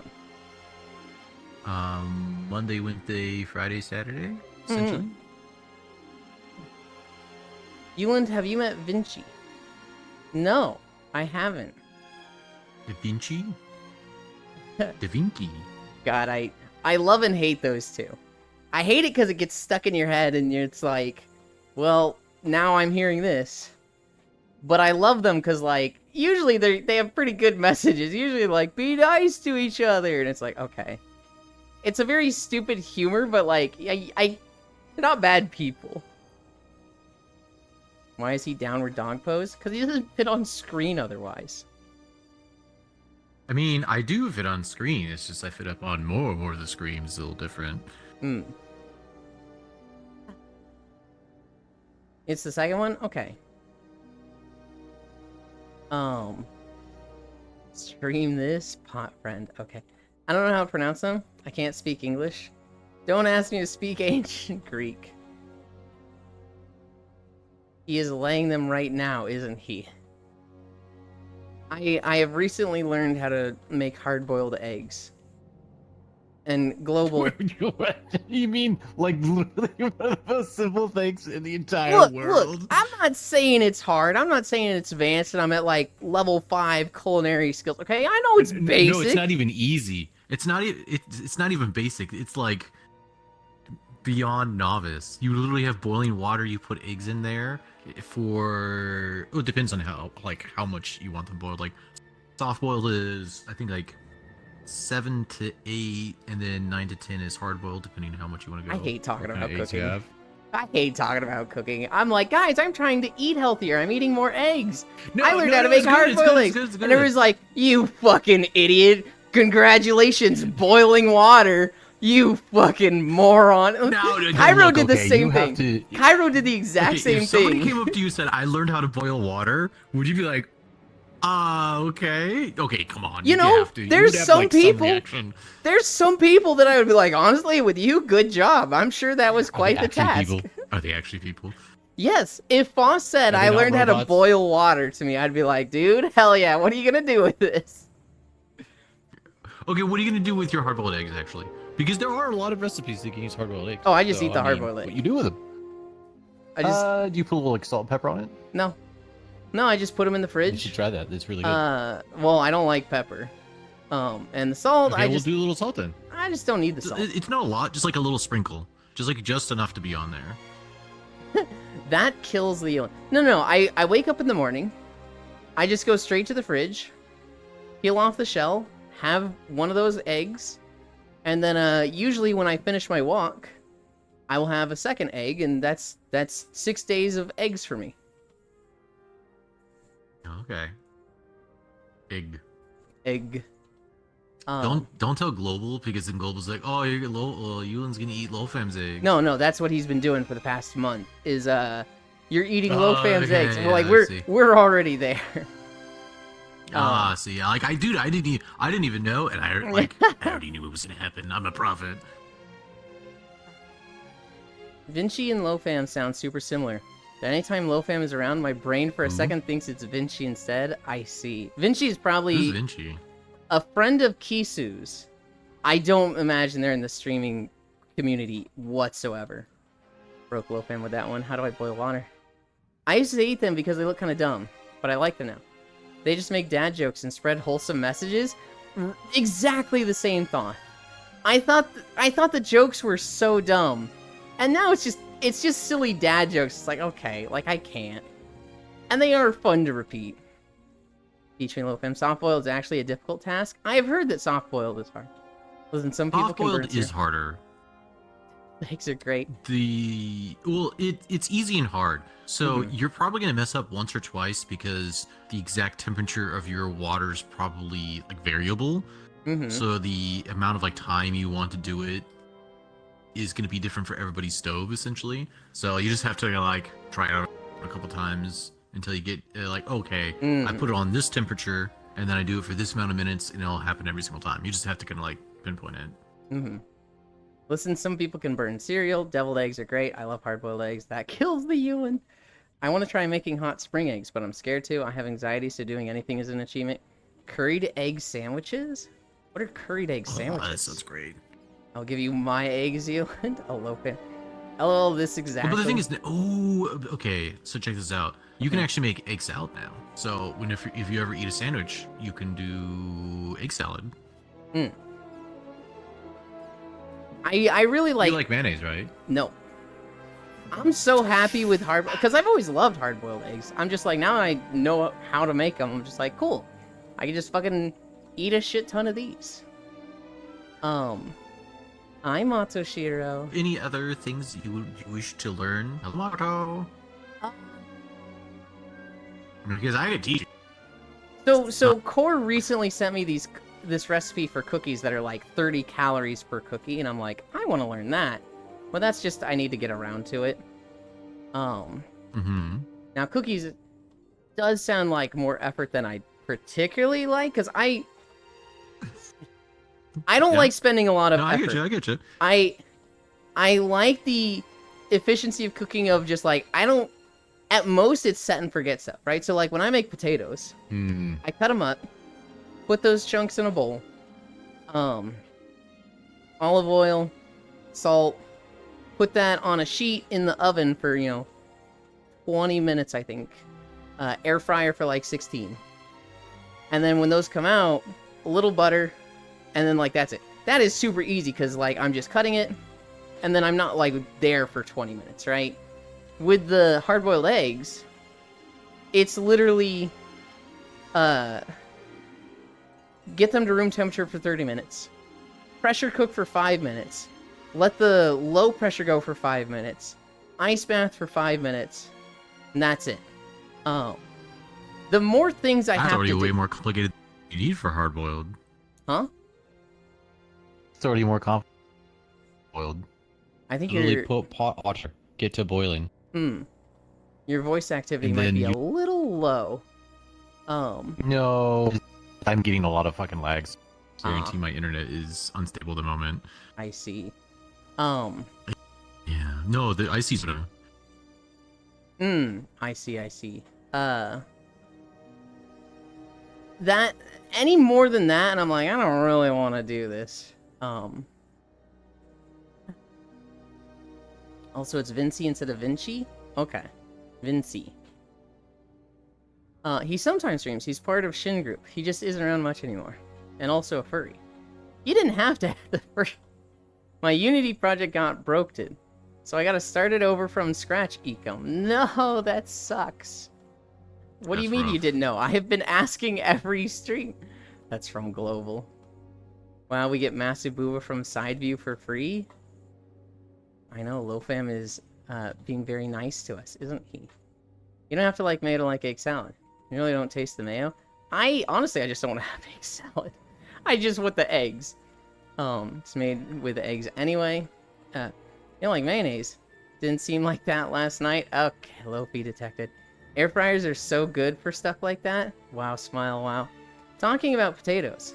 I'm eating... What the fuck is that word? Tartiflette? Tonight, it's baked potato with massive melted cheese on it. Roblochon.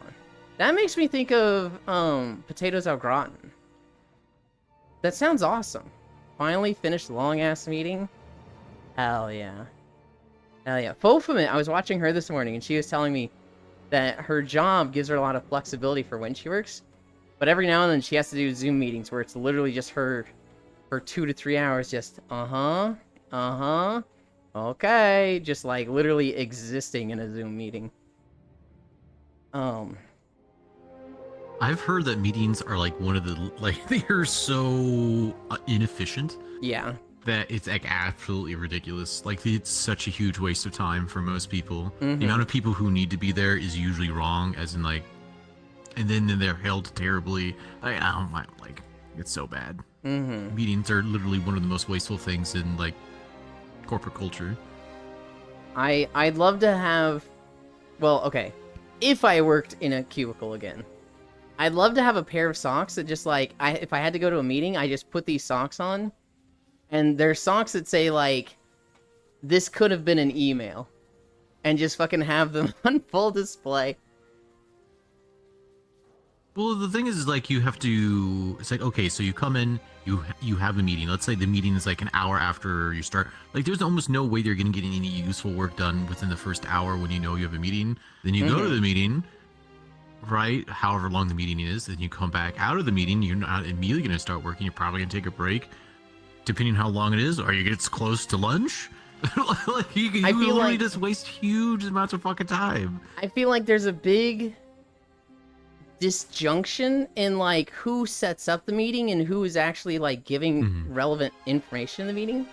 Because like if it's somebody that's like, you know, a tech guy that's like, hey, we're doing this new thing, he could probably do it in an email in 5 minutes.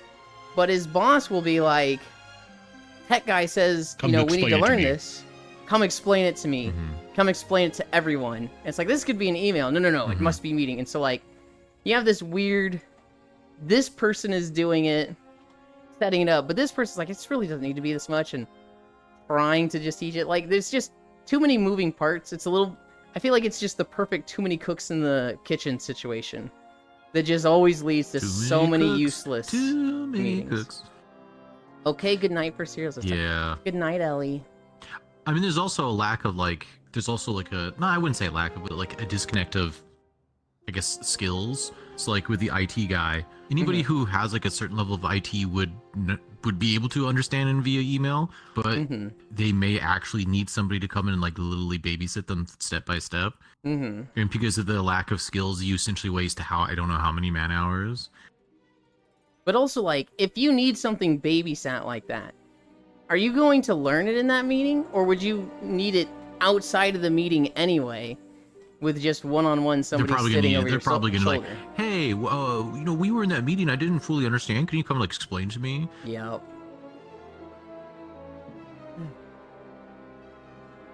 Like talking with mother. Yep, yeah, got it.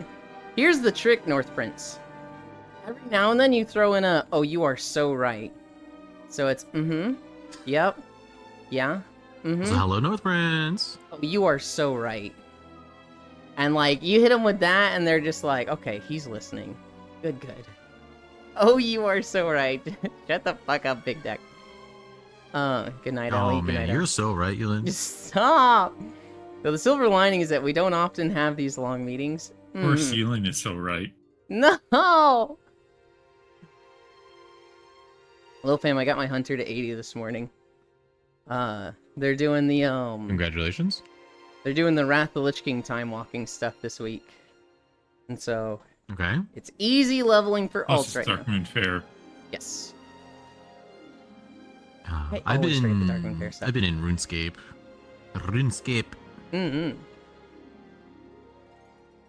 It's actually been going quite well. The new area. I've been doing a lot of new stuff in Varlamore. You don't understand any of that. But I don't. worry about it. I won't explain. I don't know why. I just like RuneScape just feels so alien and foreign to me.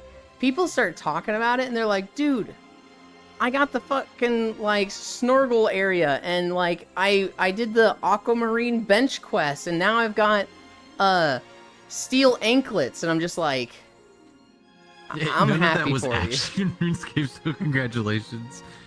Right, but it's all stuff that's like color and word and like I mean, that's the same kind of shit fucking World of Warcraft. yeah. It's some weird fantasy name, essentially. So, by the way, I want to mention that I have my cast deck up high enough so that I can grab the Noxious Halberd.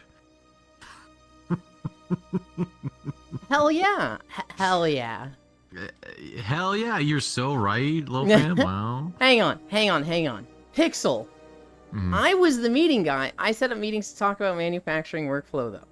You were the one that complained about 2 meetings a day at that job. But now you're saying you were the meeting guy?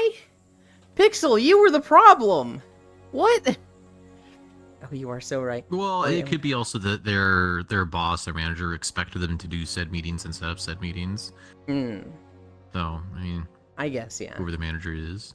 Low Unless fam, they're have a like the fun weekend. CEO or head of a... Who said that? That was a fun Eric weekend? Paragon. We have a fun Hello, tomorrow. Ed. Unless somebody ends up fucking up I their mean, sleep I'm planning schedule. on where we... I swear, Isu better be fully... They better be, like, jumping up with joy like a bunny rabbit. I Because I swear love to God, him. I do not want another tired Isu. I love him so much, but like if something goes wrong tomorrow, I might be like, Cairo, can we kick this guy? I love him, but can we kick this guy? If they can, then it's just like... Because it's okay. It's been like it's been a month. We'll just say it's a month since we last played. Mhm. They are more than willing to essentially schedule over it. Like if like, oh, I guess nothing else is happening. I guess I'll do it. It's like what? I'm not the biggest fan of that either. This but guy. Yeah. I was like, what? You're like, oh, I guess I have nothing. It's like, what do you mean you're supposed to fucking do it Saturdays with us? It's not that long of a game. quick, everyone talk about RuneScape. Those runes do be working. The blue mines. What? Has anyone I played mean, German I'm Living? currently grinding out my defense to 70, doing sulfur and aguas. I actually had to get the setup so I was doing the Perilous Moons partial completion. Now I'm going through. I've been doing a lot actually. I don't know how many I've done. My combat level has definitely gone up, so we're good to go. Here- And I actually recently got these sulfur blades to drop. I only had to do 2.5 times KC. It's fine. My experience with RuneScape. I actually played it. You know, That was all actual legitimate stuff, by the way. I don't doubt it. I don't doubt it. I played. Oh God, this would have been like 20 years ago. And I remember I got to level 28. I don't know what was 28. I just remember the 28 number. And I was walking between 2 towns, and I just stopped, and I looked at the graphics for the game for a moment, and I went, why the fuck am I playing this, like, fucking crayon-ass looking, looks like it was drawn by an 8-year-old game? I'm getting back on Diablo 2, which is for big boys. That's where actual blood is, so I'm gonna go play the better game. I mean, Diablo 2 is probably the better game. I can't really deny that. Other than that, I have watched you do a lot of some fishing challenge where you're like, guys, I need 1,000 oysters. If we're lucky today, we can get 7. Pearls. Pearls? Okay.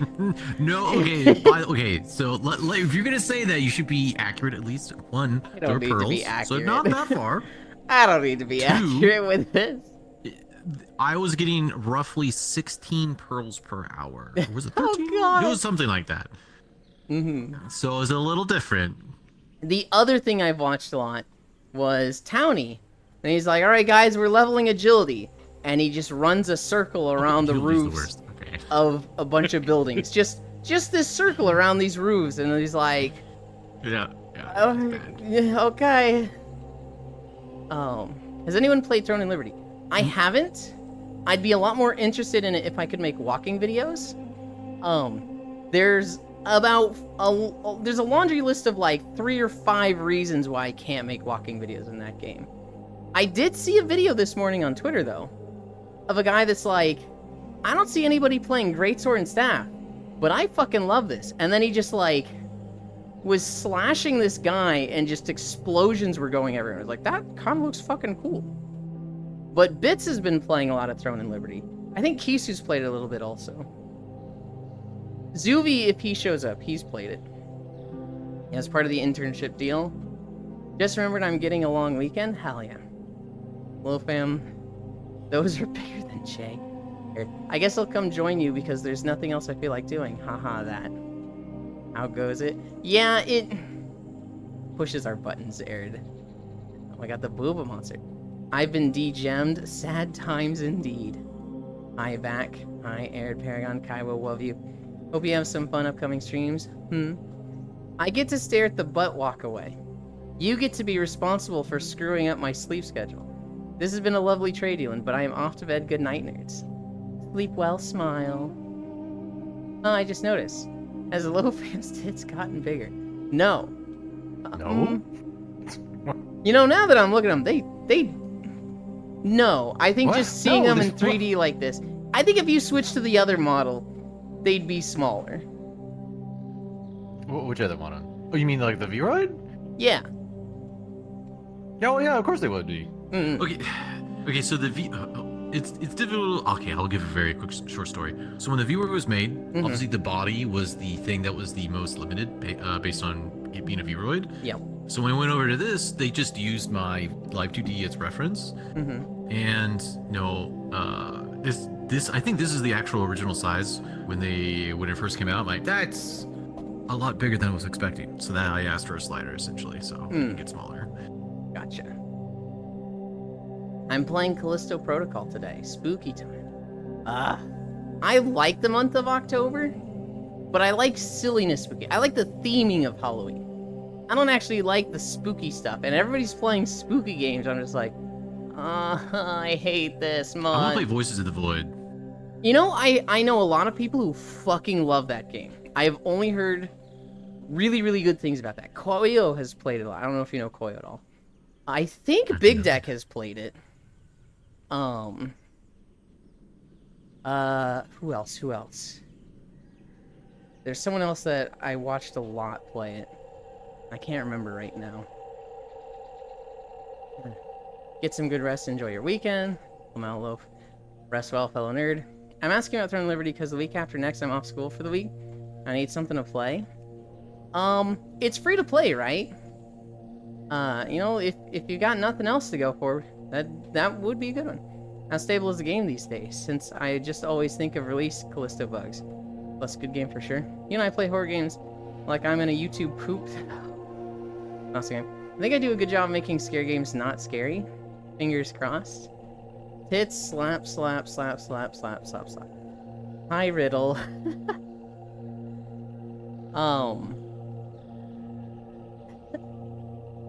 That's not a first-time chat message, but it absolutely, like, comes off as one. And I think First time chatter, by the way. the most recent first-time chatter I saw that was fucking incredible was in Kairo's chat.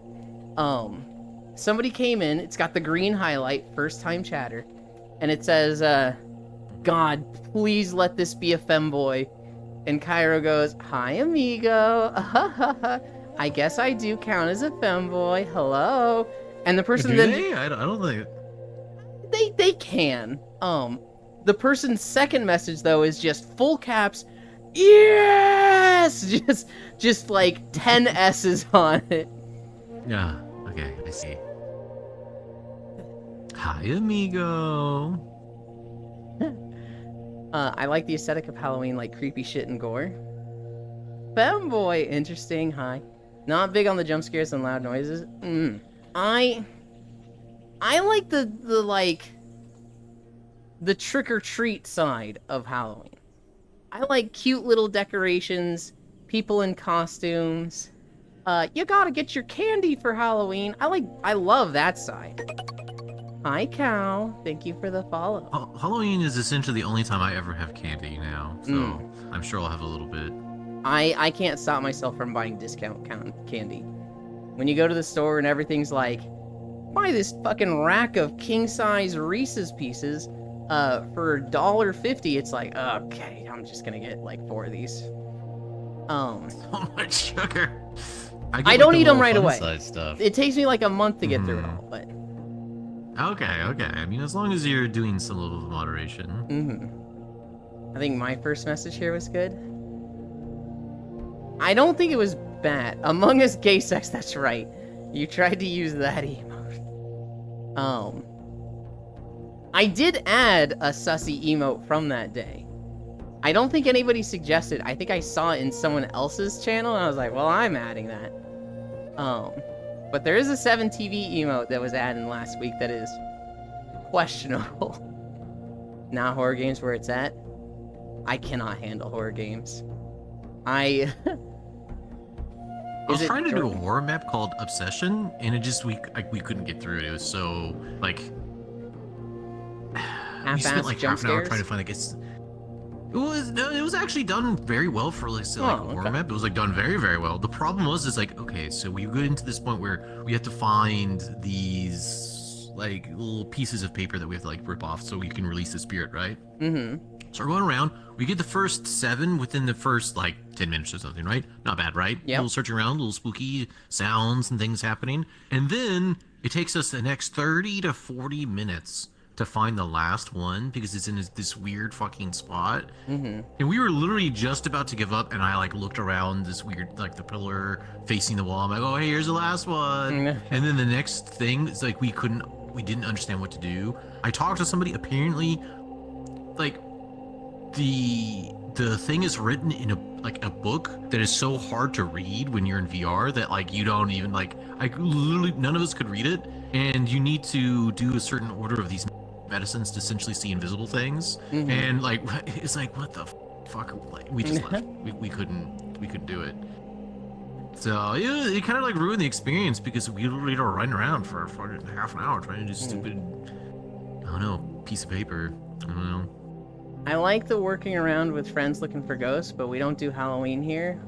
Is it Jorkin? It's not Jorkin. It's not Walkin. It is not Among Us Gay Sex. Visage is still a decent horror game. Well, I mean, Low Fame is kind of blind, though. I haven't seen Low Fame be blind. Yeah, the thing is, I don't know. I'm not a half an hour blind. Okay. I'm blind. I spent 2 hours... I spent 4 hours in the Forest Temple in Ocarina of Time recently, and 2 hours of that was looking for a chest that ended up being before the main room up a tree. Well, I mean, that seems kind of fair. Apparently, it's the chest that everybody stumbles on. It's the chest that like every single person. Yes, like it's like literally, Cairo. He came up and he was like, "Are you lost?" And I was like, yes. And he's like, I know what it is. And then, like, he went and told his brother about it. And his brother was like, was it the key in the tree before the main room? And it was like, yep. It's like, apparently people that are familiar with Ocarina of Time, to the point where they know the dungeons, they just know, yeah, that's the fucking small key that gets everyone. It's a classic. Yeah, that means it was poorly designed. Because if it's a thing that's literally like infamous like that, like oh yeah, of course that one's that one, right? That means it was poorly designed. Like, let's just be real. just because people love the game doesn't mean there aren't bad design decisions. Oh, I think Ocarina of Time is just so old that there's a lot of things that you can look at it as be like, this is shitty design. I think for its time, it was fantastic design compared to everything else. Like, for its time, I think it's Yeah, sure. a 10 of 10, 12 of 10 game. For now, I'd say it's a solid 7 or 8. Like, I still think it's a very good game. The problem is, it's actually not that hidden of a chest, but you basically go through a small room with a tree on the right side and left side of you. And then you go through a door, and then that's like the main room of the temple where it's like, okay, this is where it splits off. You've got 4 doors to go through. They kind of like introduce you to the puzzle of lighting these torches. And like, you kind of get it in your head that that room you just went through wasn't part of the temple. That was part of like, you know, It was outside like the the antechamber temple. or something. Yeah, and so now that you're in this room, you don't think to go back to that last room with the 2 trees, because that doesn't feel like it's part of the temple. In all fairness, it shows you on the map with the compass. I couldn't get the compass. I got the compass after I got that chest though. Because there's a little bit of like wib wobble and like the room order of the rooms you can go through. I didn't get the compass until after I got this key. If I had the fucking compass, I don't think I would have missed it. If it's in the room that seems like the entrance and not part of the actual dungeon, yeah. Let's go hot takes, like hot breakfast and a cold morning. It's before the entrance to the main dungeon. Still in the dungeon, but you don't think about it being in the dungeon? Yes. There's nothing that blocks you from just blowing by it. You get to go pretty far in before you need that key. Yeah, Cairo, that map with Core today. What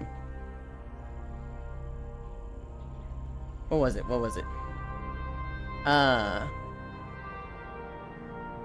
Hot takes. Riddle mentioned hot takes. I saw a thread this morning, and it was basically somebody in like, everybody, give me your Baldur's Gate 3 hot takes. And oh boy, there were some hot takes in there. They were mostly about Will. A lot of people are saying Baldur's Gate 3 kind of panders to people that like, I don't know. They're treating the characters and the voice actors for the characters in a parasocial way, which is like, what the fuck? I haven't heard of this, but I do know the voice actors for Larian Studios are like very active with like fan request stuff and very much being personalities interacting with the community. The thing is, I can actually kind of see that the people would be parasocial because, like, people are very connected to a lot of the characters, like, say, like the vampire, Yeah. these like demon girls, and like 100%, I can actually see them being parasocial to them, like, easily. I don't see that as a fault of Larian Studios or the voice actors. Like, No. Like, Yeah, they no, were I'm not giving a very personalized experience. Mhm. It's more like people. It's part of the thing where, like, how to say it, like, you can be more connected. I guarantee you, if what's like a famous RPG or something with like voice actors in the past, I don't know, like, but if this existed in the past where people were as connected now as they were or back then than they are now, then yes, I think the same thing would happen, right? Where you could like ostensibly you could actually say a comment to your favorite voice actor and hear you, right? yeah. So The 2 things I was seeing the most was, 1, a lot of people complaining that Will's storyline is just like missing. Like, he's not done as a character. They were saying that it feels like the last 10 pages of his story are just not there because it's just so unrewarding compared to everyone else's. And then that sadly turned into, guys, don't be racist, because it's the one black character. And then a lot of people were saying Act 3 just feels like a different part of the game, or like a different game. And it's so big, and it comes at the end, that you get to Act 3 and you're kind of just like, I want to get through this. I'm at a slog part and there's too much, and so you just want to finish it. And I saw some people saying like Act 2 and 3 should be swapped, because Act 2 is in the Cursed Forest, Act 3 is in the city. And so they should have put like the big expansive city part as Act 2, And then the Cursed Forest, which would have felt like more of a like home stretch, there's not a million things and, you know, houses to investigate, would have been better at the end. Which I kind of agree with. Because every time I've gone to Act 3, that's how I feel. I'm just like, there's too much yes, here. generally, in the story, like, your last act, if it's the conclusion, it should be the conclusion. It shouldn't be like a drawn-out thing, if that makes sense. So, like, if you're in the meat and the potatoes of the game, yeah, I think the city, if it's like a big expansive thing where there's lots of exploration and you can do all these things and there's side stuff, yeah, that really should be in the middle, right? Yeah. Act 3 is... I don't know how its size compares to Act 1. Spatially, it's probably about the same, but the actual stuff that's in there, it's so dense. Yeah, it shouldn't be the end. Will literally makes up with his dad and becomes the new Archduke of Baldur's Gate. What more do you want? I'm unfamiliar with his story. I know Lae'zel has a pretty interesting story. I know Shadowheart has a pretty interesting story. I know Astarion has a pretty in-depth story. I've been told Karlax is lacking. Gale has a pretty interesting story. We talking about Baldur's? Hi, Foss. We are. I saw a thread this morning, Foss. It was like, give me your Baldur's Gate 3 hot takes. And a lot of people were saying Act 3 should be Act 2, and Act 2 should be Act 3. Because there's too much to do in Act 3, and people are getting burnt out at that point, so they're kind of just like, I'm slogging through this and I want to end. And having that intricate and complex of an act would have been better to Act 2, whereas a Cursed Forest fighting the Avatar of Death would have been more interesting as an Act 3. I kind of agree with that one. Sounds Actually, like I would say it's even... Thinking about it, I would actually agree even more, because I'm guessing there's a lot of... from what I've heard of Baldur's Gate, is essentially... Like, once you make some decisions, you can't go... it locks you out of other decisions, and you have to do different runs to get different, like, outcomes. If you have such a... I guarantee it exists in this Act 3 you're describing. It should have been sooner so that people can get to that sooner, so they can have the different options, instead of having to run through the entire game again. I don't think that would change much between moving Act 2 and Act 3. Because the best thing about Baldur's Gate is that almost every quest just has, like, 10 different ends to it. That's a lot. Yeah, well, it's a lot. And if you're looking to go through the game and see every single end, that is an insurmountable, like, near infinite amount of replayability. But, like, if you're just like, hey, I'm going to do another run, I don't need to see everything. Never want to play the game. Really? That's crazy. Yeah, I hate that kind of stuff. Why? Because essentially, it's like, hey, I look at it and it's like, I can never really get, like... It's like, there's just too much. There's just too much. But you don't have to see all of it. Yeah, but then that means basically I'm missing out on a bunch of shit. I just fucking hate that. I like it. So a good example, the example I always use is in Act 1. Have you played Baldur's Gate? No, I never picked it up Because it's too fucking big. Okay. In Act 1, you find this druid grove, and they've kind of been housing tieflings, but they don't get along. The druids are, like, on the cusp of kicking the tieflings out. And the tieflings are like, they're literally going to get us killed if they kick us out. These guys are fucking assholes. And so, you go to the druid grove, and they're like, yeah, these tieflings gotta go. One of them literally tried to steal our druid idol. And it's like this 7-year-old girl. And she's just like, I heard people saying that if the idol went away, the druids would have to, stay here, and they wouldn't teleport themselves into the Shadow Realm and abandon us. I was just trying to help. And the leader of the Druid Grove, who's not the actual leader, she's like the interim leader, she's like, we gotta fucking kill this girl. She's a thief, and she tried to get us fucking killed. She was almost the end of our druid circle. We're gonna put her down. And you basically be like, hey, chill, this is a child. Or you can say, like, yeah, fucking tieflings suck, get her ass. And she can kill that child right there, or she can, like, let her go and be like, see that it doesn't happen again, right? If she lets the child go, you talk to her parents. Her parents are like, I'm so happy. Thank you for, talking to the leader and getting us our child back. Yay. Or, the child dies and the parent, you don't really tell the parents, but the parents are like, where is she? Where is Annabelle or whatever her name is? You then have the choice to, like, save the Druid Grove or not save it. And in saving it, you could save the actual leader or not save him. But there's a very specific route where the girl is killed, and then you go save the Druid Grove, and you save their leader. And in this situation, no, and you don't save their leader. So the girl, the woman that killed the child, she is not excommunicated. She doesn't get kicked out by the leader when he comes back. But the Druid Grove is saved, and they don't need to, like, kick the tieflings out. At the end of all this, there's been like 3 or 4 splits in this path. The druids and tieflings throw a party for you.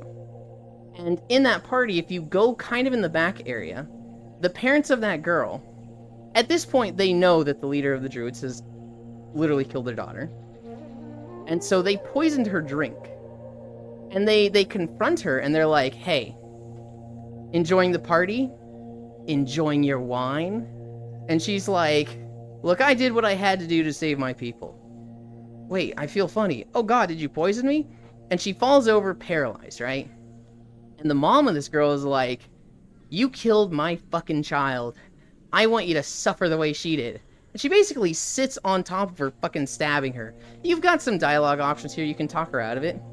But that doesn't happen unless you go through the very specific path of letting the leader kill the child.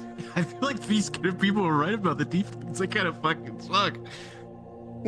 Well, I mean, you think it's a little understandable for a mom to be mad that you killed her 7-year-old child, The right? thing is, like, I understand, but if If you were looking at like a macro point of view, you're essentially guests. The guests literally almost destroyed the circle, and then by them literally making sure that they don't, you then kill the. Yeah, I'm just like macro scale. That's really fucked. They should fucking never let the tieflings Look, in. we're talking about Kaga. You don't want to side with Kaga on this. She's like the most hated character in Baldur's Gate 3, I promise you. I'm just saying, from what you've described, I can say like, Okay, the tiefling should have never been there. She wasn't going to save them, by the way. She was actually betraying the Druid Grove and, like, giving their Druid Circle over to the Shadow Druids. She was literally betraying them. Baldur's Gate is a game where nobody's fucking good, okay? Everybody's, like, kinda shitty. There's a few good characters, but, I think that, like, rage of a parent who lost their child, I can see them being like, I want revenge. I want this dumb bitch to suffer. And, like, this is a quest. This is one of the first quests in the games, and this ends in Act 1 that just has, like, 16 different ends to it.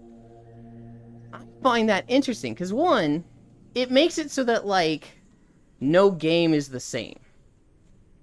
It makes it so that, like, you could replay it with a friend. Even if you've played 10 times, you're gonna see new stuff, and that's gonna be interesting to you.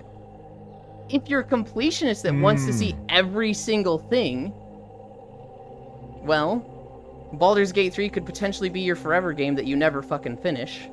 And you're gonna go through every quest with a checklist to be like, I want to see how it plays out this way. I think part of it also for me, when it comes down to it's like why I don't like that kind of situation, is that there's a couple things on like development side. Essentially, it's like how to describe this. You're essentially making a game that you know that most people are not going to see the effort of like a lot of things. Actually, in fact, like for because like if like I were to say like a tabletop situation, you essentially over prepped it and you essentially have wasted I don't know how many hours of prep. Like, oh, I guess we're not doing this encounter, right? It feels kind of like a gigantic waste for it to be so big, if that makes sense. That you could have done this thing and gotten out way before you did, but I can I don't understand know. that. I just don't like it. There's a lot of me that just says this is just too big, and there's no way that I could possibly enjoy this. I could Mhm. literally just go get something that's cheaper, faster, and then I would have a complete experience, and it would be it. It'd be done. I Whereas I would always know that there was essentially stuff that I would never had seen or done in Baldur's Gate. You like Divinity 2, right?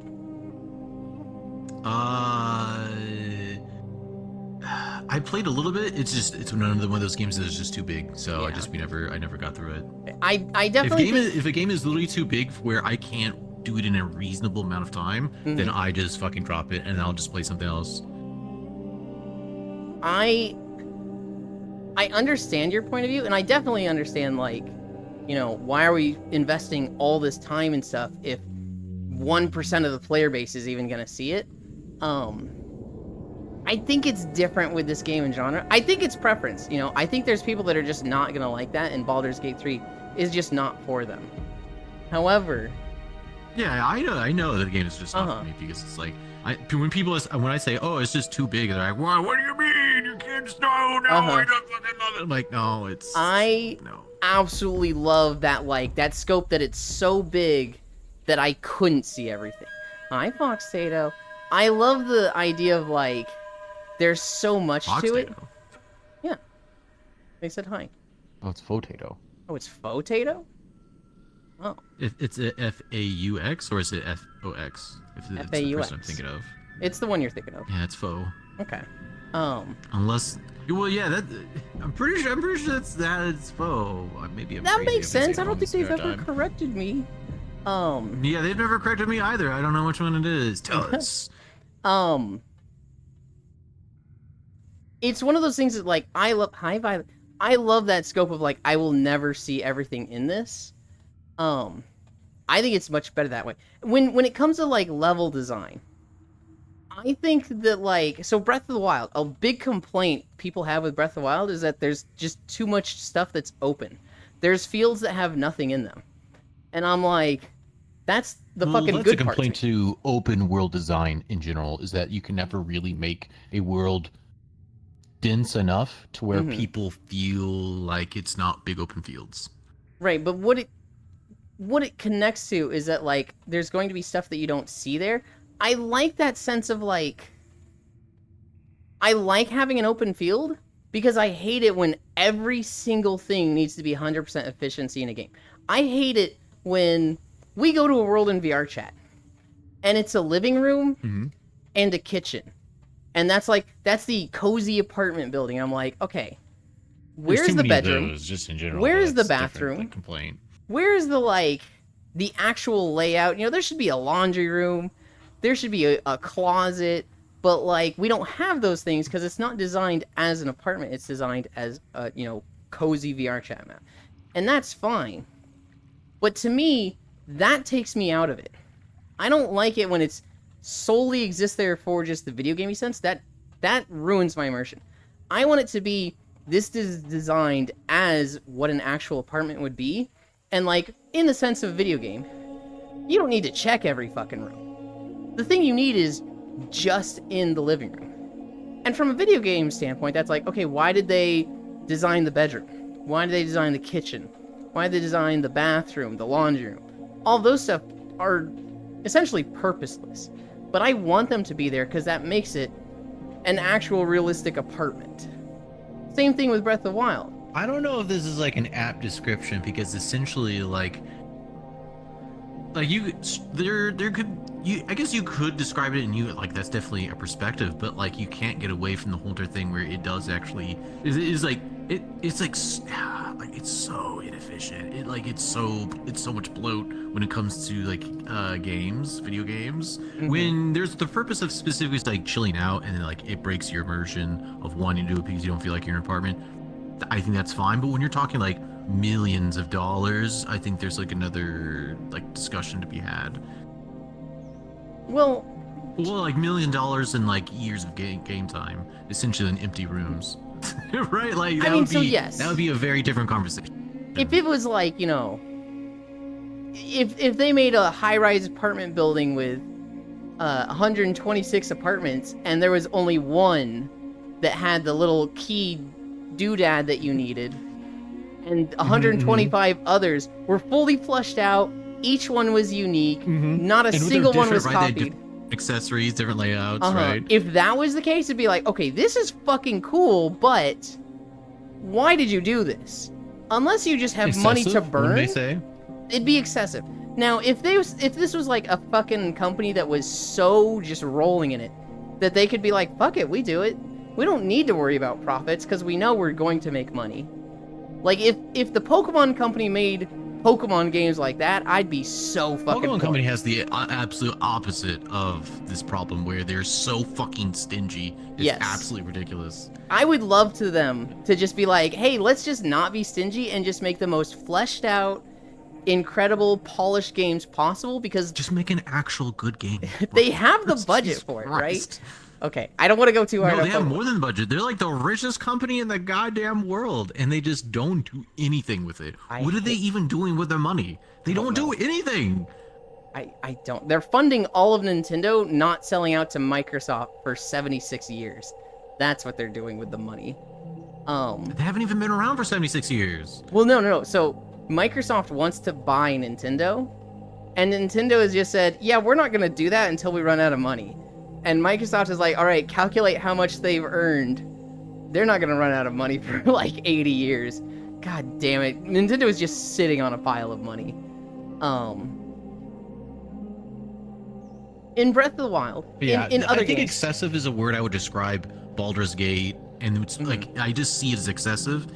Same thing with like One Piece. I know people love One Piece. I'm like, it's just so it's just too big for me to ever enjoy it. Essentially, so with One Piece, that's what it is for me.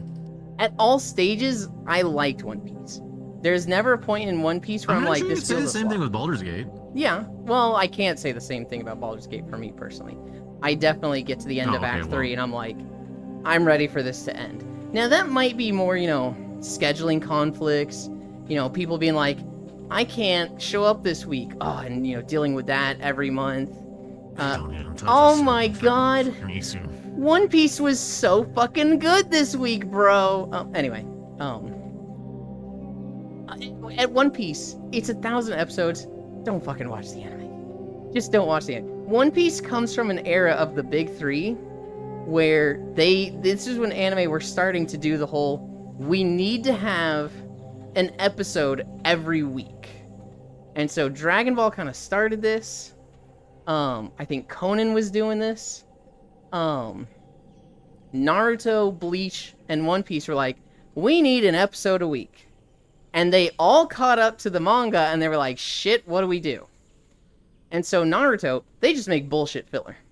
They're just like, on today's episode of Naruto. Bleach also That- just made like a whole entire arc of just filler, right? That's the best way to do it, in my opinion. But Naruto's like, on this episode of Naruto and the gang film a movie. In this episode of Naruto, they're all chibi and cats. And it's just like, what the fuck is happening? So the filler in Naruto is so nonsensical and stupid, it makes it very easy to skip. The Bleach filler, they're just like, yo guys, gonna keep it real with you. We caught up. The next 30 episodes are non-canon. We're just inserting an arc here, which I kind of liked. The arcs, I would prefer that because at least they yes, it's essentially just a non-canon story, if we're going to be honest. But at least it is a probably complete story yes. I instead think of it's just a random filler. if you were essentially, that really makes sense. hyped on Bleach, it's better than not having Bleach for a year. And watching it years later, like let's say you're like, I'm gonna watch all of Bleach in 2020. You can just skip those 30 episodes. You can be like, if I'm really Yeah, into you it, can. sure, but if not, no. One Piece does it the worst way. They stretch out their intro. They're on the last episode. They have a long ass outro. The whole DBZ last bullshit. episode on One Piece, on the next episode of One Piece, you will actually I get mean, like that's exactly what Dragon Ball Z was doing at this point, right? yes, you will get like 11 minutes of actual episode, and even in that, there's a lot of like reanimations of like characters running. standing around, things just. Oh, fucking memories going on. They will have so many flashbacks on flashbacks. Jesus Christ, fucking flashbacks. The pacing in the One Piece anime is so atrocious. A lot of people have put effort into making a thing called One Pace to cut a lot of that out, and it helps. Oh, it's still kind of bad. If you read the manga, One Piece is... I fucking like it. I think it's good. The pacing is great all the way through. Just fucking read the manga. They are working on a second version of the anime, which is going to cut out all that bullshit. They wanted to do like, hey, let's do One Piece but with good pacing, because I think just everybody fucking knows the pacing of the anime is so trash. If you have to literally redo your anime because the pacing of your early part is so terrible, you shouldn't fucking exist. You should be fucking dead. I completely disagree. I completely disagree with you there. Because, like, it's one of the highest earning anime of all time. You know, it's really hard to look at them and be like, you did it wrong. You should have done it with better pacing the whole time. And they're, okay, so here's they're the sitting thing. there with billions of dollars like, yeah, okay, sure. Just because it's Successful doesn't mean that it's good.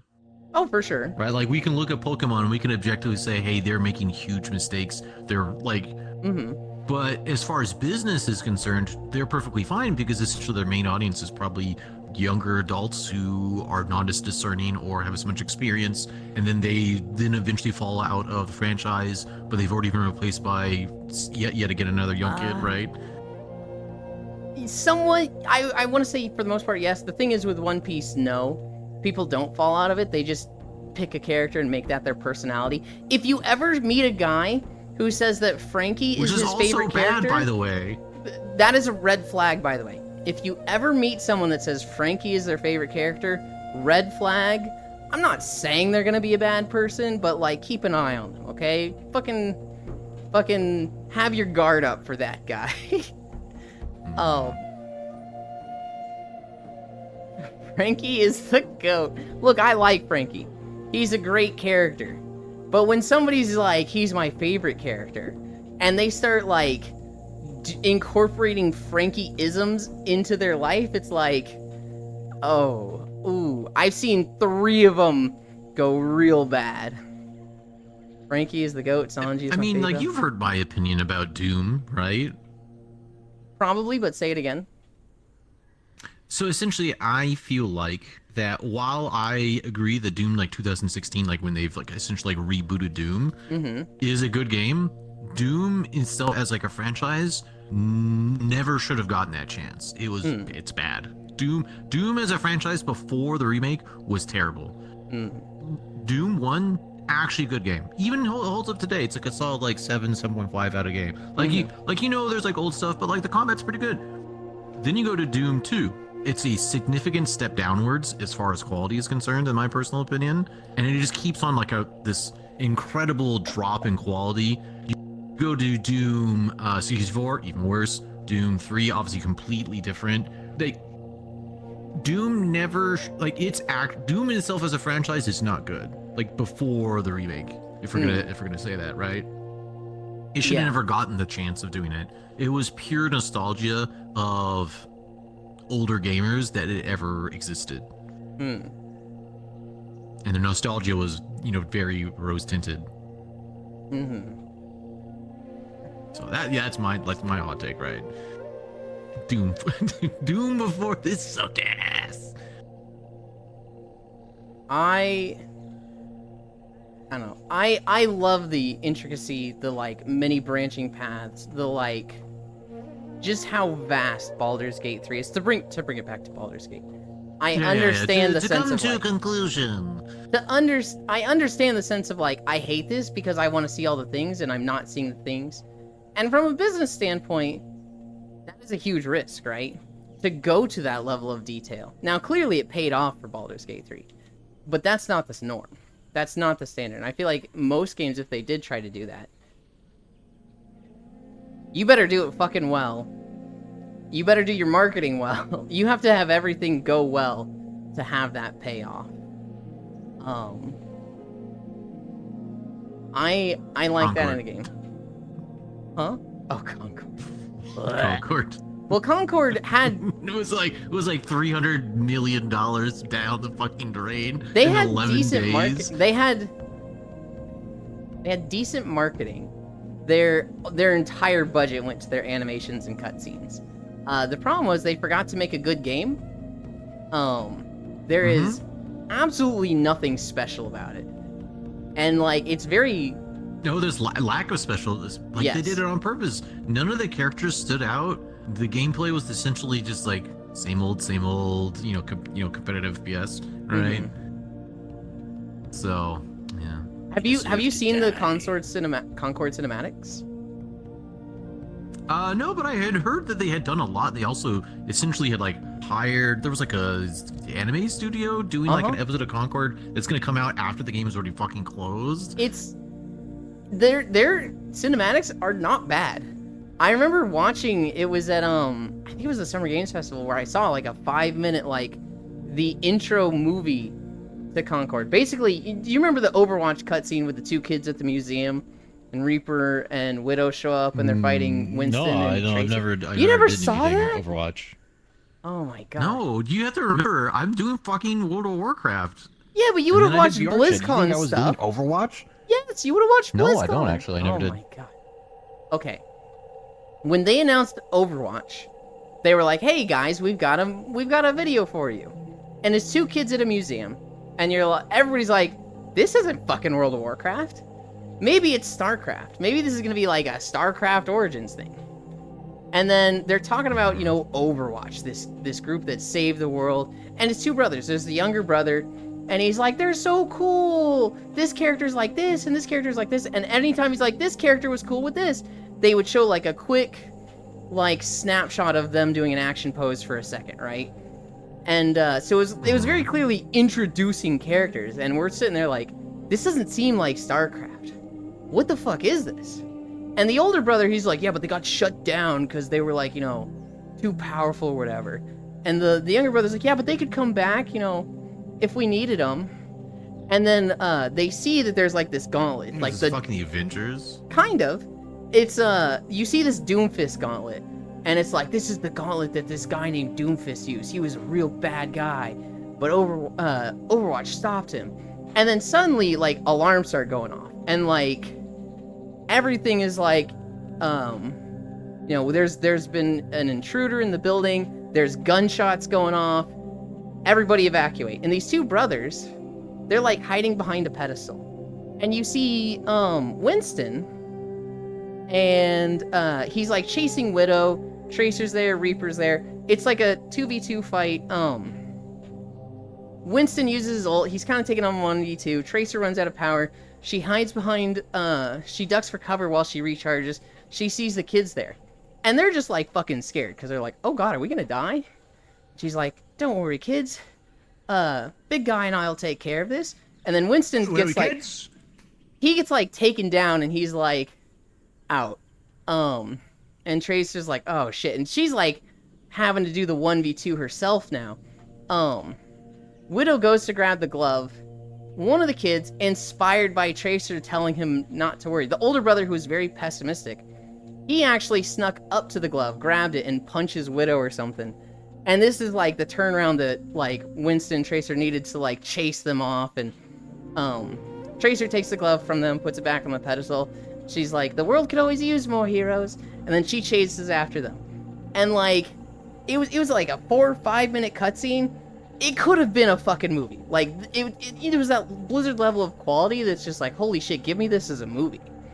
That was their introduction for Overwatch. And they were like, "Yeah, we're making a hero shooter, new IP, it's called Overwatch, hope you like it." And like, instantly, everybody was crazy hyped for it.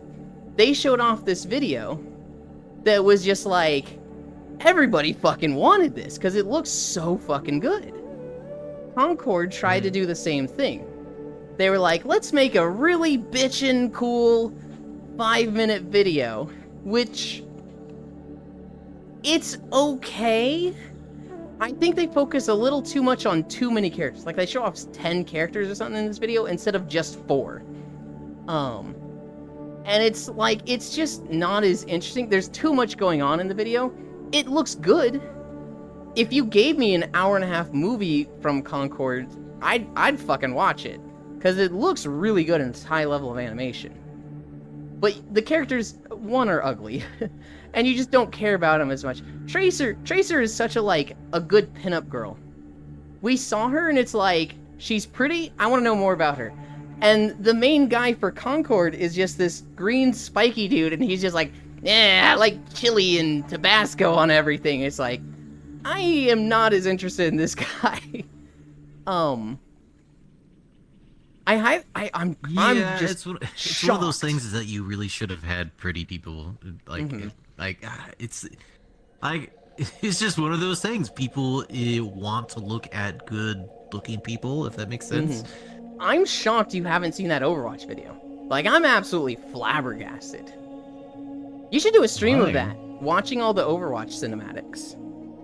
Yeah, but the thing is, I don't want to support Overwatch. Like, now, at this point, now that, like, how Blizzard have treated, like, I genuinely think that Overwatch and Destiny 2, like, the customers, or the audio, whatever you want to call them at the end of the day, are so mistreated that it's actually, like, I swear to God, I honestly think Overwatch 2 is criminal. Like, legitimately criminal. Like, Would how that they be actually did it. supporting them?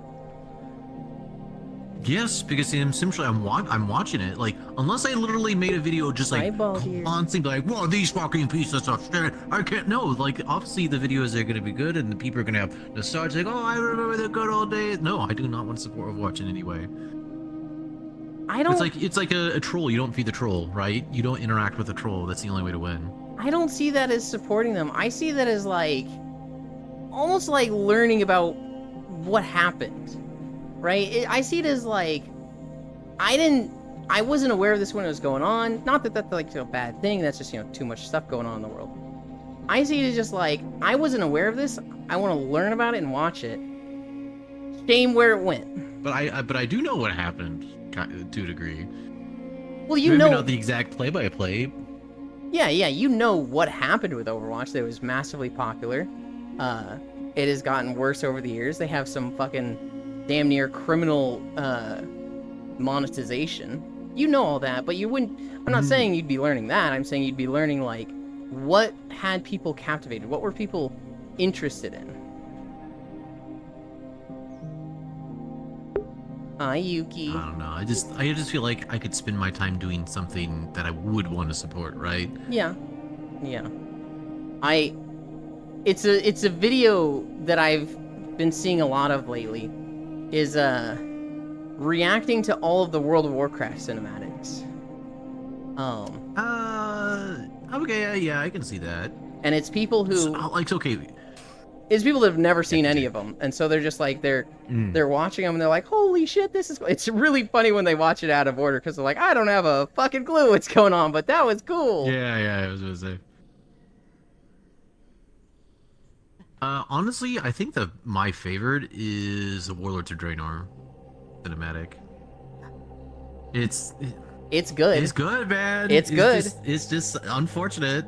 It's Times really change. fucking good. I think the original vanilla one is really, really good. I think vanilla is like most like RPG-ish, if that makes Yes. sense. Where the other ones are actually focused on a story, but that's like showing off characters, classes, powers they could do, right? It's just supposed to hype you up, not to the world specifically or story or character villain, whatever it's gonna be, more of like, oh hey, there's cool things in this world. It's a fantasy world. Congratulations, right? Yeah, I think the So, Burning Crusade that's what I one think. is more of the vanilla one with like showing off like classes and races, but also then like here's Illidan.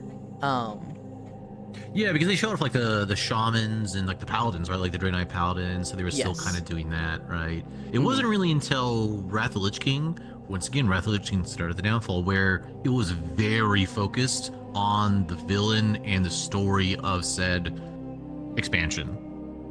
Which makes sense for, say, Wrath of the Lich King, but they held that model essentially since then. Like, very story-based. Yeah, I think the Wrath of the Lich King cinematic was really fucking good. I don't think I liked it as much because I was it's like, probably I wanted the best. fighting. But like looking back at it, I was like, man, I was a fucking stupid 17-year-old. I wanted more fighting. This is the coolest thing ever. Hada was okay. I don't want to say it was bad. Nah, yes. It's I don't want to say it was It's like very the best. especially compared to like Wrath of the Lich Kings. Yeah. It's like, come on now. It was cool, but just not as good. I think the big hype for Cataclysm, and looking back on it now, it's like huge when you really think about it. That you essentially redid how much of the world? That All was of a gigantic undertaking. They redid every zone. And honestly, the questing for Cataclysm is actually pretty good. I actually enjoy the leveling process they Same. did. It's not bad. It's pretty good. So to essentially have done that and then also make a whole entire expansion's worth of content of normal stuff, it's not that good compared to Wrath of the Lich King. But it's still, they did it. Mists of Pandaria, that cutscene, I don't think it was bad, but again, I think it's comparing it to what came before, I think it's gonna be on the weaker end. It was probably the weakest cutscene they had at this point. I think it still may be the weakest one. Yeah, but again, I don't think it's bad.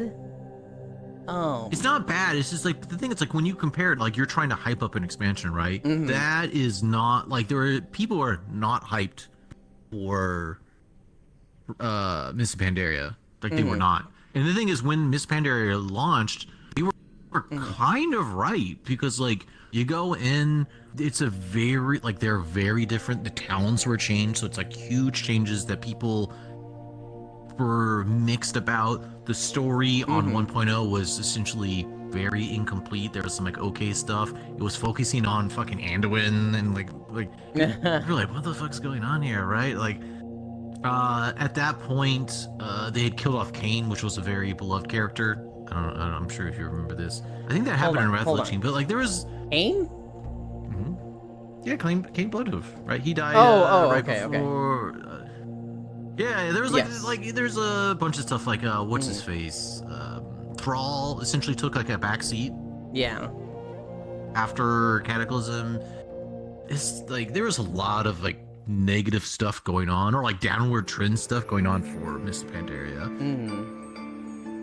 And it didn't really pick up until, let's see here. Yeah, it didn't pick up until Throne of Thunder, and then that's when people really started to enjoy it. that's when I think modern rating really started, which was for Throne of Thunder. I am kind of you trying to had, focus on the cutscenes though. Siege of Orgrimmar. Oh. Oh, just the cutscenes? Okay. Just literally just the cutscenes. Yeah, then Okay, you should have just said something. I was did. Going through the whole entire fucking expansion. I know. I'm this cutscene was good. This cutscene was good. Yeah, Miss Pandaria, it's not good. They could have done way better. I don't think it's bad. I just think it's the Skyward Sword, where it's just weaker. No, I than think all it's this. actually bad. Really. I think the reason it's bad is that it essentially also tells a lie of what the expansion's going to be about. Mm-hmm. Because they're ooh, we're going to reignite the, Alliance Horde War, right? It's kind of what they were talking about, of them having conflict. But that didn't really happen. That absolutely happened. What? There was a whole patch about it. We fought in the Krasarang Wilds. Yeah, well, they have what? Well, they have eight. Yeah, I don't think you should have a cinematic about one patch, if that makes sense. I don't know. Nor I'm okay with it didn't not show giving off away. the true enemy, which was the Shah or any of this stuff, right? Huge portions. Yeah. I think it's actually bad as a cinematic. I don't think it's bad. After Mist was Warlords of Draenor. I think we both think that's Which the is best one. probably so good. It's really so good. Done already? Fuck you, Cairo. Warlords of Draenor was really fucking good. Legion. What was pretty good. What was the Legion cutscene? I'm forgetting That's it. a good question. I don't remember. It was. Oh, it was Because- the Broken Shore. Was it the Broken Shore? Yeah, it was Varian writing the letter on the ship, and then the demons attacking, Yeah, they're getting that's overrun, right. and then Sylvanas is on her ship and helps them, and then they crash, and for the Alliance, for Azeroth, and they start fucking fighting. And that was the cutscene. I need a drink.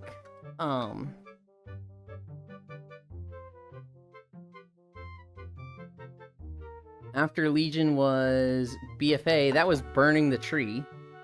Yeah, it wasn't. No, BFA was not burning the tree. No. Oh, you're right, that was one of the BFA's intro That was was the the fight Lordaeron. In Yeah. Undercity, Yeah, you're right. right where yeah, and he resurrects people, and she goes in like weird shadow form. Anduin does the mass res. Mhm. I am going. Oh, I've got it on local. Him being a super pretty boy. Yep.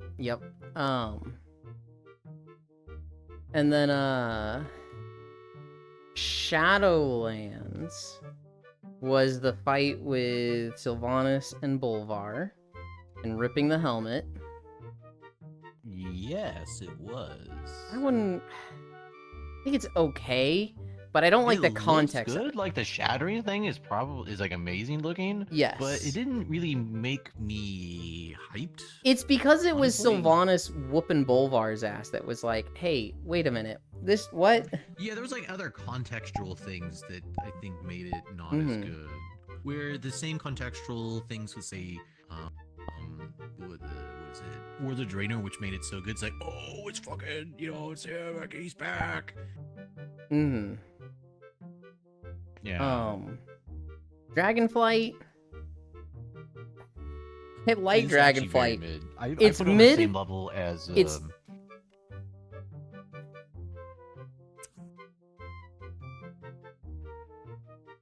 To me, it's kind of just fun. It's like, hey, we're finally on our vacation. That's what Dragonflight felt like. I'm to a It degree, felt yeah. So It inconsequential. was more in line with the vanilla, actually, but for the dragons Yeah. instead of you.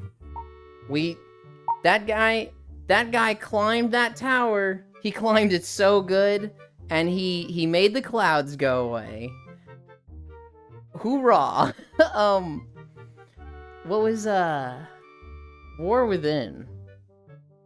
War Within just came out. I should know what the War Within cutscene is.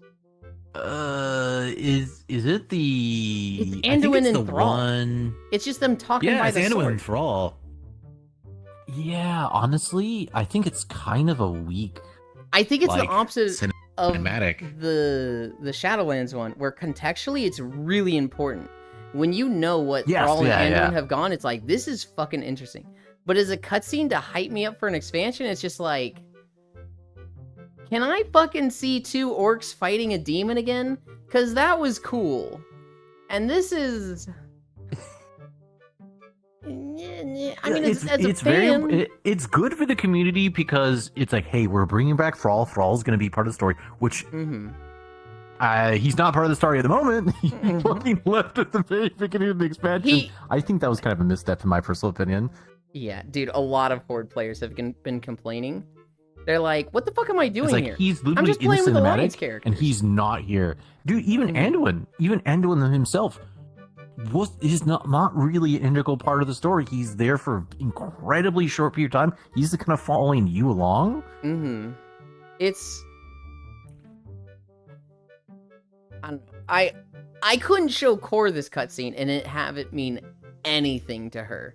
I could show it to you and exactly. like you'd be like, whoa, this is, there's a lot there.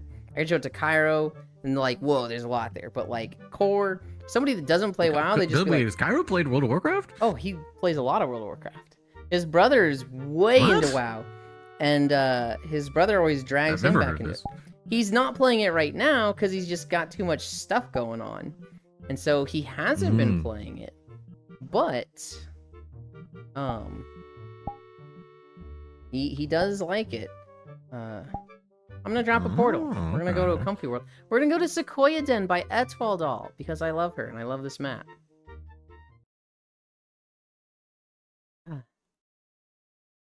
I have been ignoring chat for about an hour. Gomen, my bro used to do progression raid back in vanilla VC. I fucking love Throw. Then I'll save the orcs. I gotta turn it down. I gotta turn it down fast. This is a 35 world volume map, and we had it at 80 for that last one.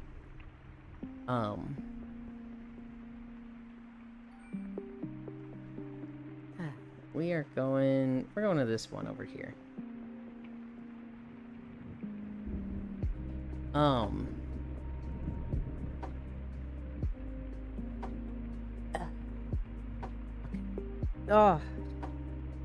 I'm comfy. What was that 5.7 miles? That's a nice, easy amount after what we did yesterday. Oh, thank you, Octomage. I really appreciate that.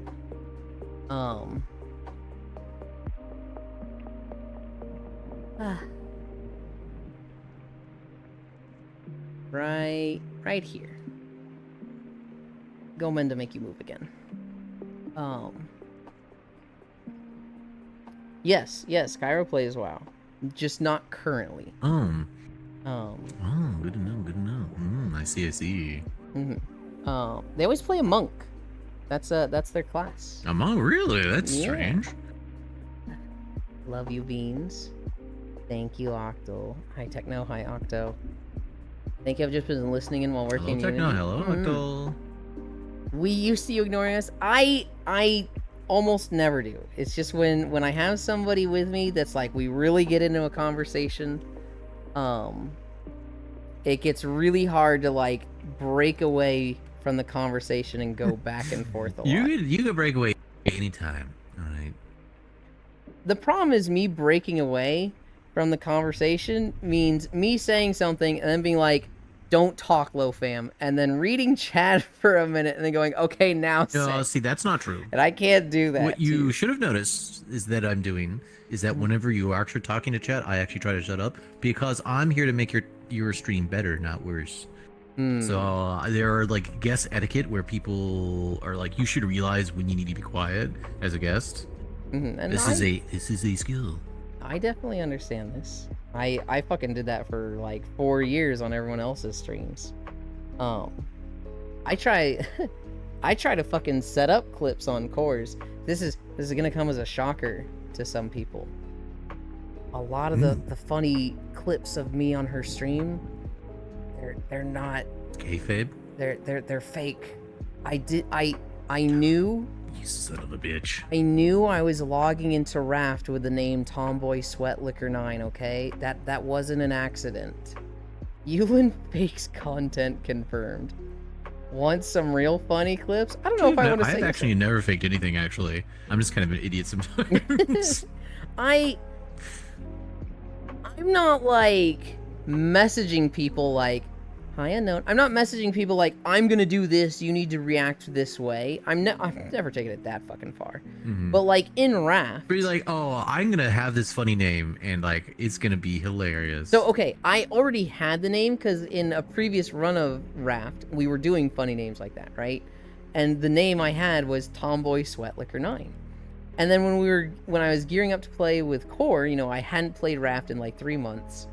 I saw that name and I was like, oh, I should change that.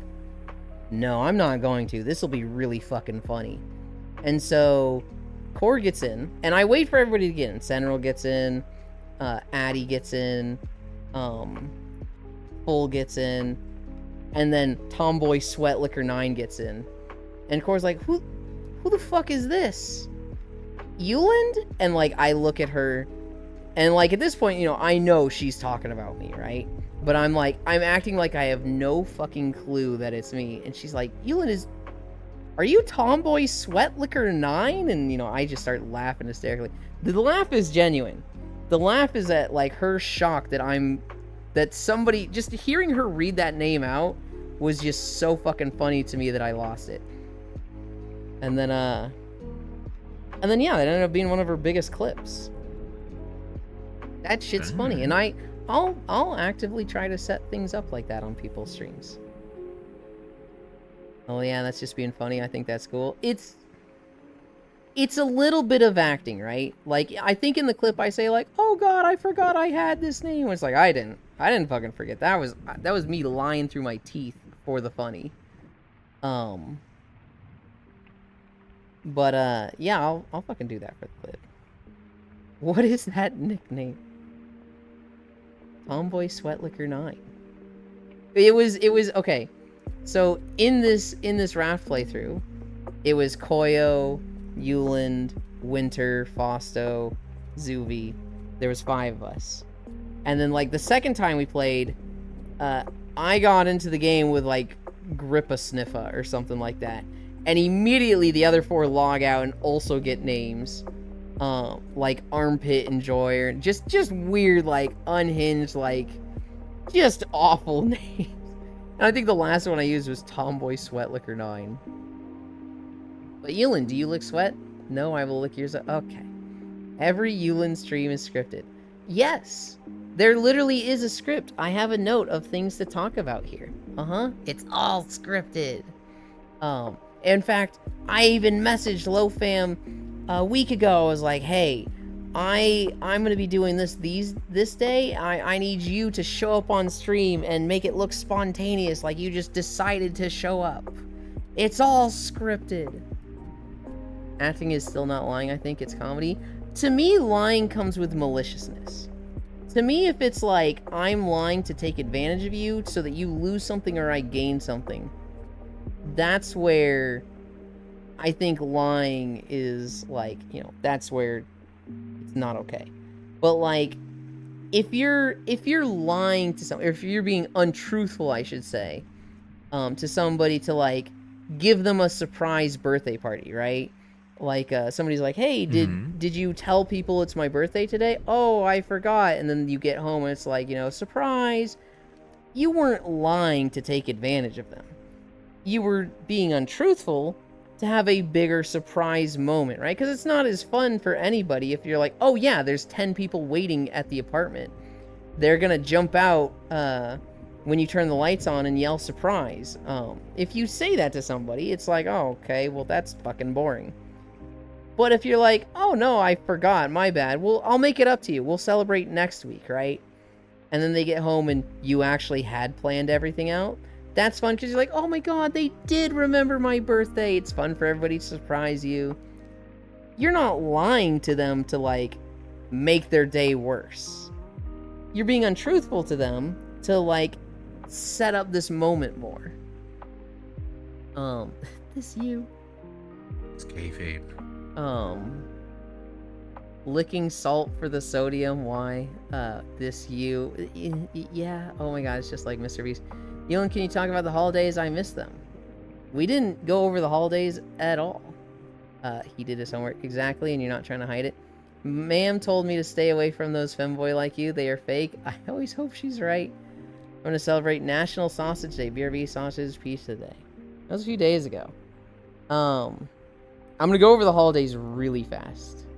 Just because, you know, I can't really put them off till tomorrow. Okay, these better be good. They won't be. Some of them might be, but not all of them. You Go Girl Day. Okay. General Pulaski Memorial Day. I honestly don't know who that is. International Day of the Girl Child. Fucking what? Kraken Day. I guess the Kraken drink has their own day. Because it's not spelled like the sea kraken. The rum? I believe so. National Coming Out Day. Sure. National Haunted House Day. Okay. National... What do you want, cat?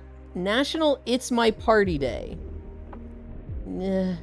National Kimberly Day. Why has this been happening lately? Why is there like this? The people with this name gets their own holiday. National Sausage Pizza Day. Wait, I see if I was right. It was Sausage Pizza Day. Southern Food Heritage Day. Vet Nurse Day. World Biryani Day? I have no idea what that is. World Dulce de Leche Day. Shit, what is Dulce de Leche? I know leche is milk, but I don't know what dulce is. World Egg Day.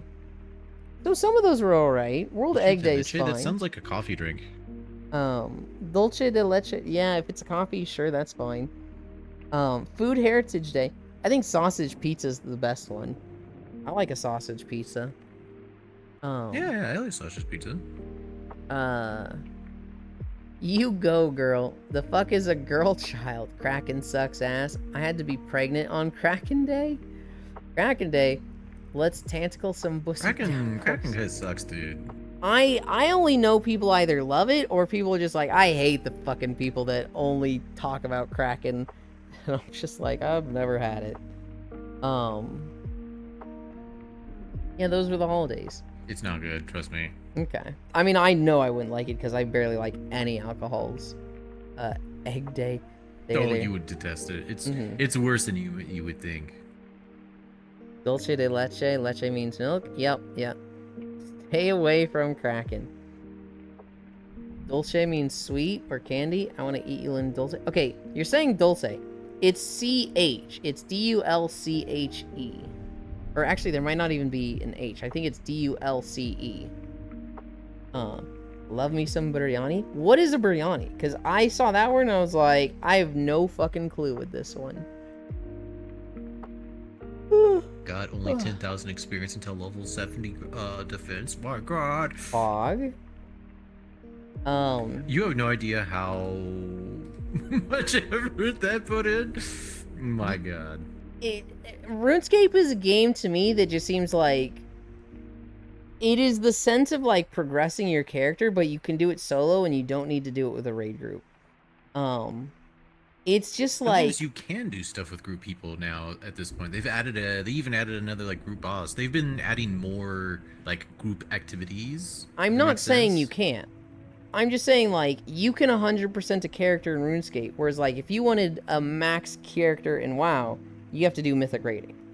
Like it is a group content progression thing. I guess you could solo everything. There's a lot of people who do go in and solo even these like group bosses and stuff.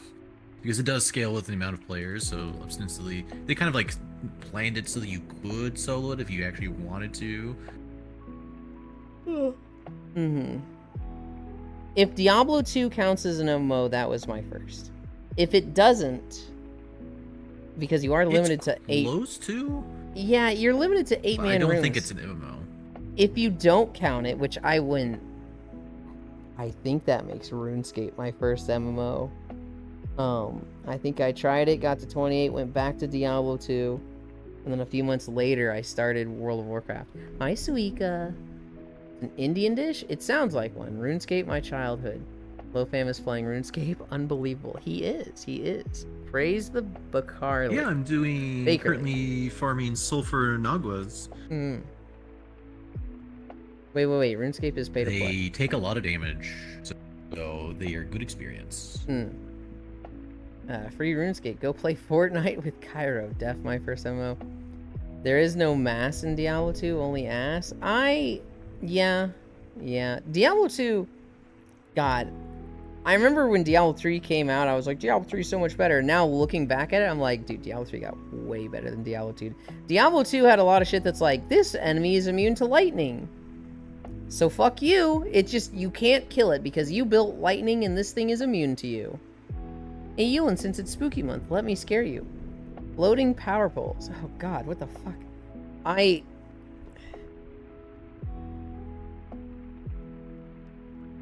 was doing okay in that stream. There were those things in Diablo 2, but I think the design principle of the Diablo 2 is more meant to be like an RPG, because in an RPG there are enemies. Like an elemental who's made of fire is immune to fire because it's literally made of fire, right? It's those like original older design ideas. I'm okay with that. Essentially in a multiplayer thing. Well, I am too at the end of the day, right? Right. I don't like it. I don't like it in an MMO. I don't like it in a like I'm competing against others, because then it just cuts off a lot of stuff. So like in Diablo 2, Path of Exile, I don't like it because it's like, hey, this build would have been cool, but like you need to run a physical build so that you don't run into enemies that are immune to your element. Unless there's something that's just also physical. In which case, the best solution is something that is like split between 2 elements or multi-element, because then you'll never have the problem of something that's just immune to you. I hate it when it's like, this is cut off, so what's best is something that gets around that. Honestly, actually, in fact, that's not even how it works in Path of Exile, because in Path of Exile, they'll literally just re-roll the map so they don't have elemental resistance or reflect or whatever it is. They'll just not do it. Let's do it A different map.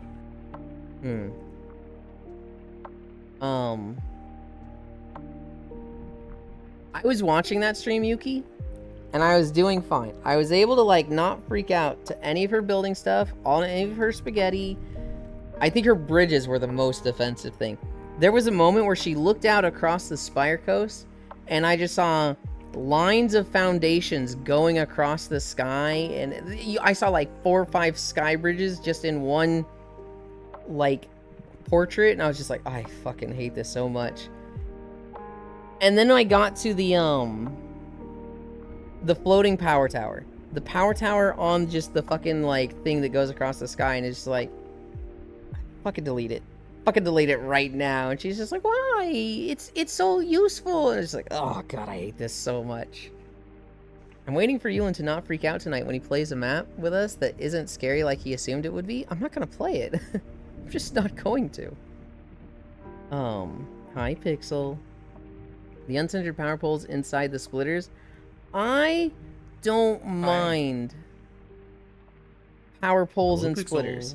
If you place them centered, and it kind of just looks like this is one piece, right? It's a splitter that has half of a power pole on top of it, to, you know, conserve space. I'm actually okay with that. You need to use it a lot. You can't just do it once and never again. It needs to almost be like a theme of the place. I'm okay with clipping when it looks like clipping that is right. An example of this is like coal generators.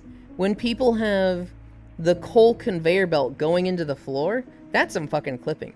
But it looks like, you know, you just got an under section where your coal is moving, and then it's just coming up through the chute of the conveyor belt into the coal generator. That looks nice. I actually do that a lot. Terror of Nowhere, no joke, Yulin. It's not that scary, I swear. Riddle, you don't even know how scary it is. I don't know that you've ever played VR chat. Hi, Ty. Why no walking? Because we walked 5.7 miles already. How was your nap? Media has belts clipping through belts, clipping through belts. I hate that. That's actually offensive to me. What do you have in your undersection? Coal and water. It really isn't that bad. Oh, we're not doing terrors, but we should do terrors. It has the Ellie stamp of Terrors of Nowhere is fun. I'm glad all of you enjoy it. I don't want to do it. It's not scary though, like at all. It's Yeah. like an arcade game. Yeah, people also say Subnautica isn't scary, and then I get scared shitless from it. No, I say Subnautica is scary. Don't fucking trust those people. Subnautica's a goddamn horror game. I don't trust I'm bad at horror, and anybody. Terrors of Nowhere is perfectly fine. I don't trust anybody with their scale of like what's scary and what isn't, because I get scared in Minecraft.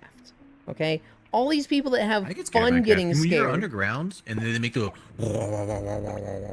sounds. Thank you. I get scared easily. All these people that enjoy being scared, and they're like, "Oh, it's so fun. You'll have a good time." I'm like, "No, I won't." Oh, Manus played a ton. Okay, Yulin, my sweet boy. Do you trust me? No, I specifically don't trust you, Ty, because the only thing I trust Ty to do is to send me more Xalatath foot memes. Which, by the way, Ty, good on you. You were the first one to send me the foot meme from yesterday. I got that from 3 people. You were first. You're fucking fast on the feet. I don't know if that's a good thing. Subnautica is the most scary non-horror game. Hi. Yulin, come play scary games with us. No, I don't like scary games. Come on, it will be fun. I don't find it fun. Come on, no. Literally be bald here. Yulin hates Halloween. Kind of. The what meme? The Xalatath foot meme. So, there's the current villain in World of Warcraft right now, Baldir, is the harbinger of some Voidlord, and her name is Xalatath. She basically possessed a dead blood elf, and is constantly floating around. Because she's floating around, what the fuck does she need shoes for? So she took them off. It is very blatantly, like some developers' fetish at World of Warcraft, because they just keep showing her feet. Even recently with a banner they had on something, it's just like, it's literally like Honjuri, where like she's laying there reclining while like floating in air, and her foot is just like literally just in frame like this. And it's just like, somebody has to stop this man's. Somebody needs to like stop this, whoever this is, because this is getting ridiculous. Elon wants me to send feed as well. I don't.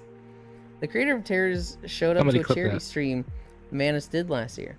He jumped in front of an enemy to save me so I could unlock a sword that can take hours upon hours to get.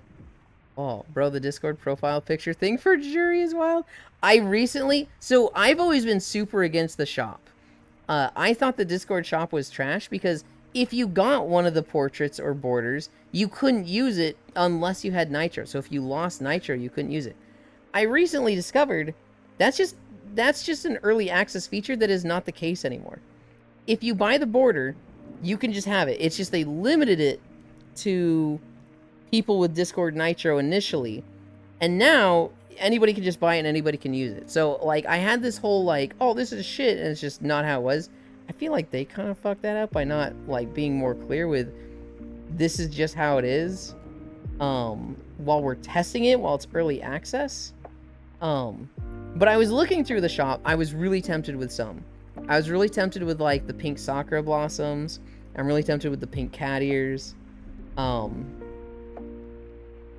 I fucking hate the You like Han Jury doggy. one because Jury is my Why? favorite Street Fighter character. Jury unlocked the kink for me of open back shirts.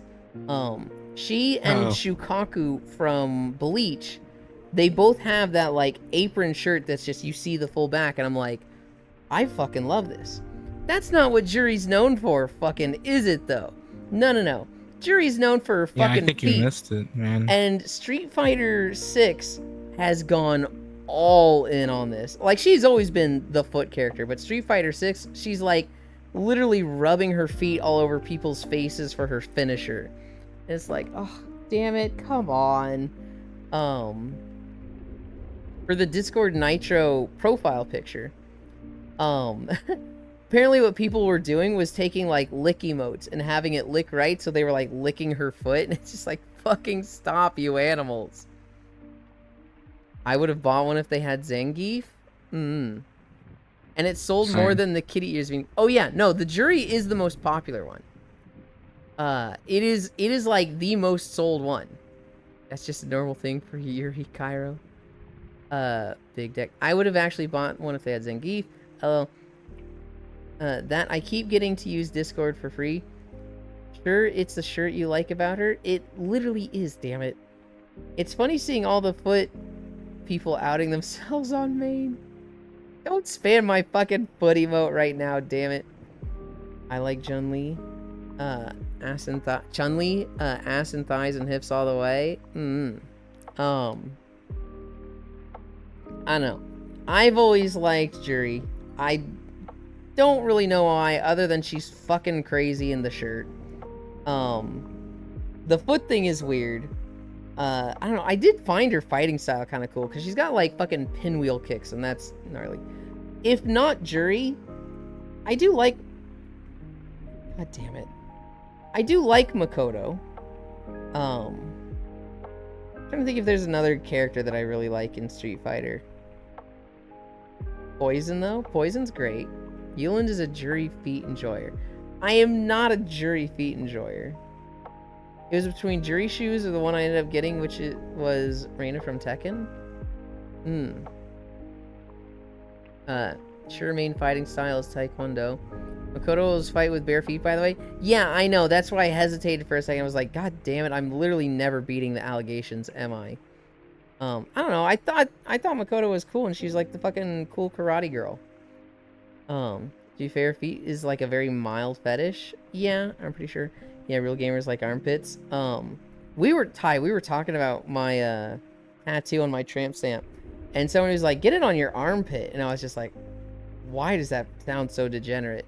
Why is that just the most degenerate thing I can ever?" That's more degenerate than like literally having it as a fucking womb tattoo. Majored in marine biology with a minor in pediatry. You'll next. Yeah, I like Elena too. That's fucking amazing. No, I'd have to go over the Street Fighter girls again. I remember Juri and I remember Makoto. I don't remember if there's any other that I'm like, oh, I think Laura is really pretty.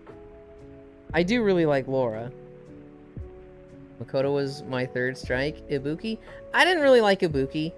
I don't really like her hair. Her clothes are great, but you better remember Cammy. I never really liked Cammy. I don't know, Cammy, I don't know what I Have the dislike. Cammy stretch. We do have the Cammy stretch. I'd prefer to do the Jacko pose. That's just too intense for me. Not gonna lie, I miss C Viper. No, Cammy and Chun-Li, those are like, I'd say the two main girls of Street Fighter, and like they're both okay. I don't have any problem with them, but they're not like, ooh, I really like this one. So sorry, your minor was podiatry. I don't even know what that is.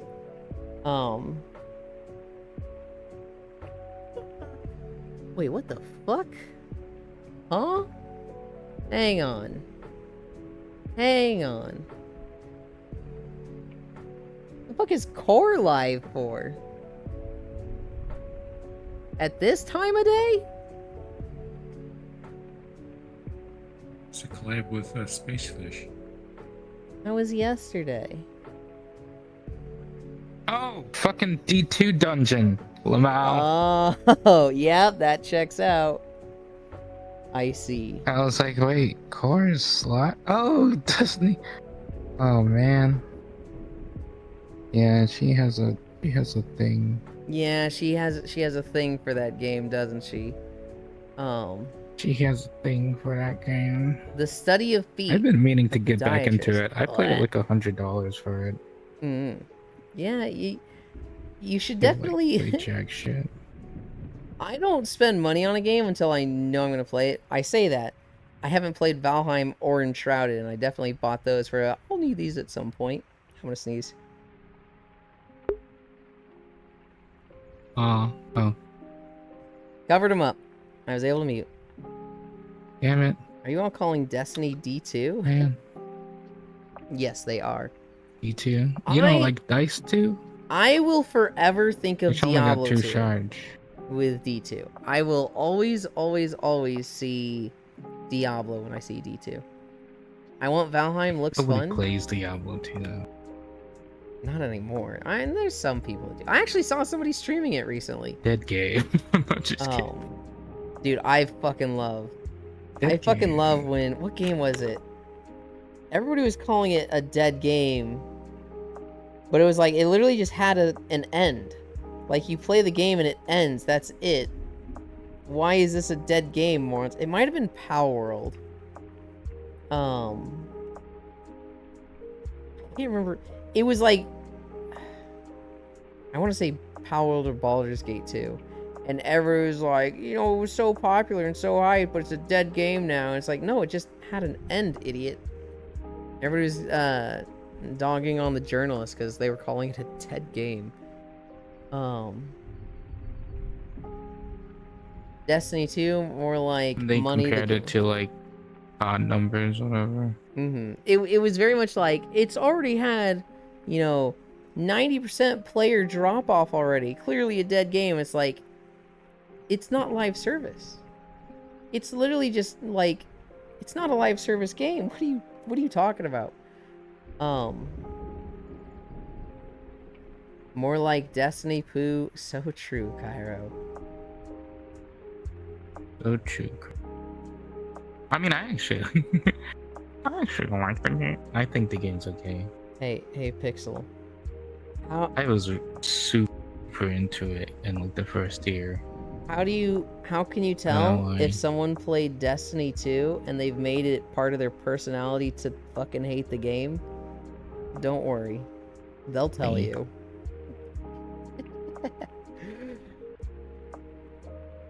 It's so true, kind of more like Destiny 2, more like money. I read all these. All the games I don't play are Money. bad.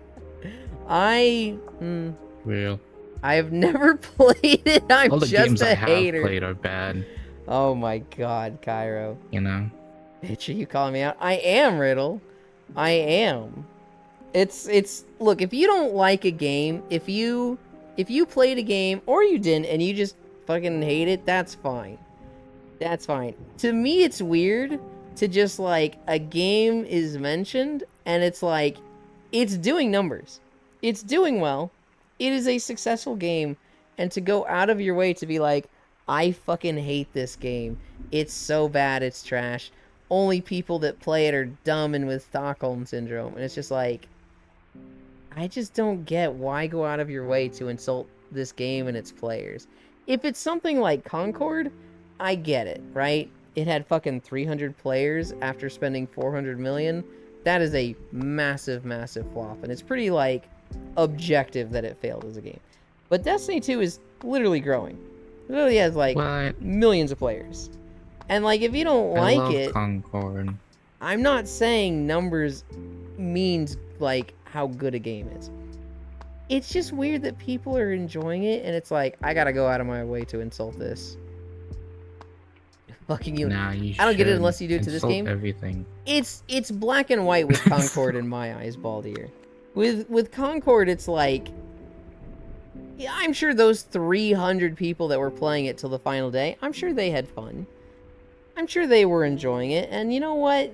Maybe to that regard, I am a little wrong for that, Baldier, because I shouldn't be insulting it because they were enjoying it.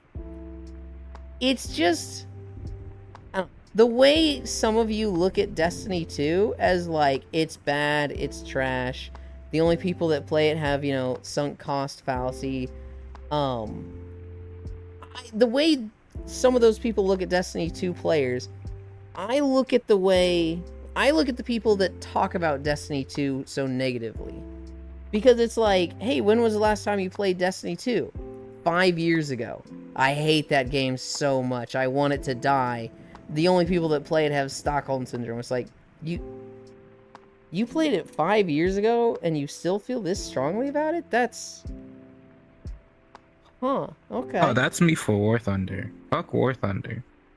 Huh. That game is trash. Pours like another 1,000 hours on it. I played Destiny 1 and the first 2 seasons of Destiny 2. Destiny 2 doesn't respect my time. I hate Destiny. Not growing is stable. It is growing. Yes, because the dev insult me by fucking up the lore and all the lore guys. It is trash, but we still play it. It's not your lore.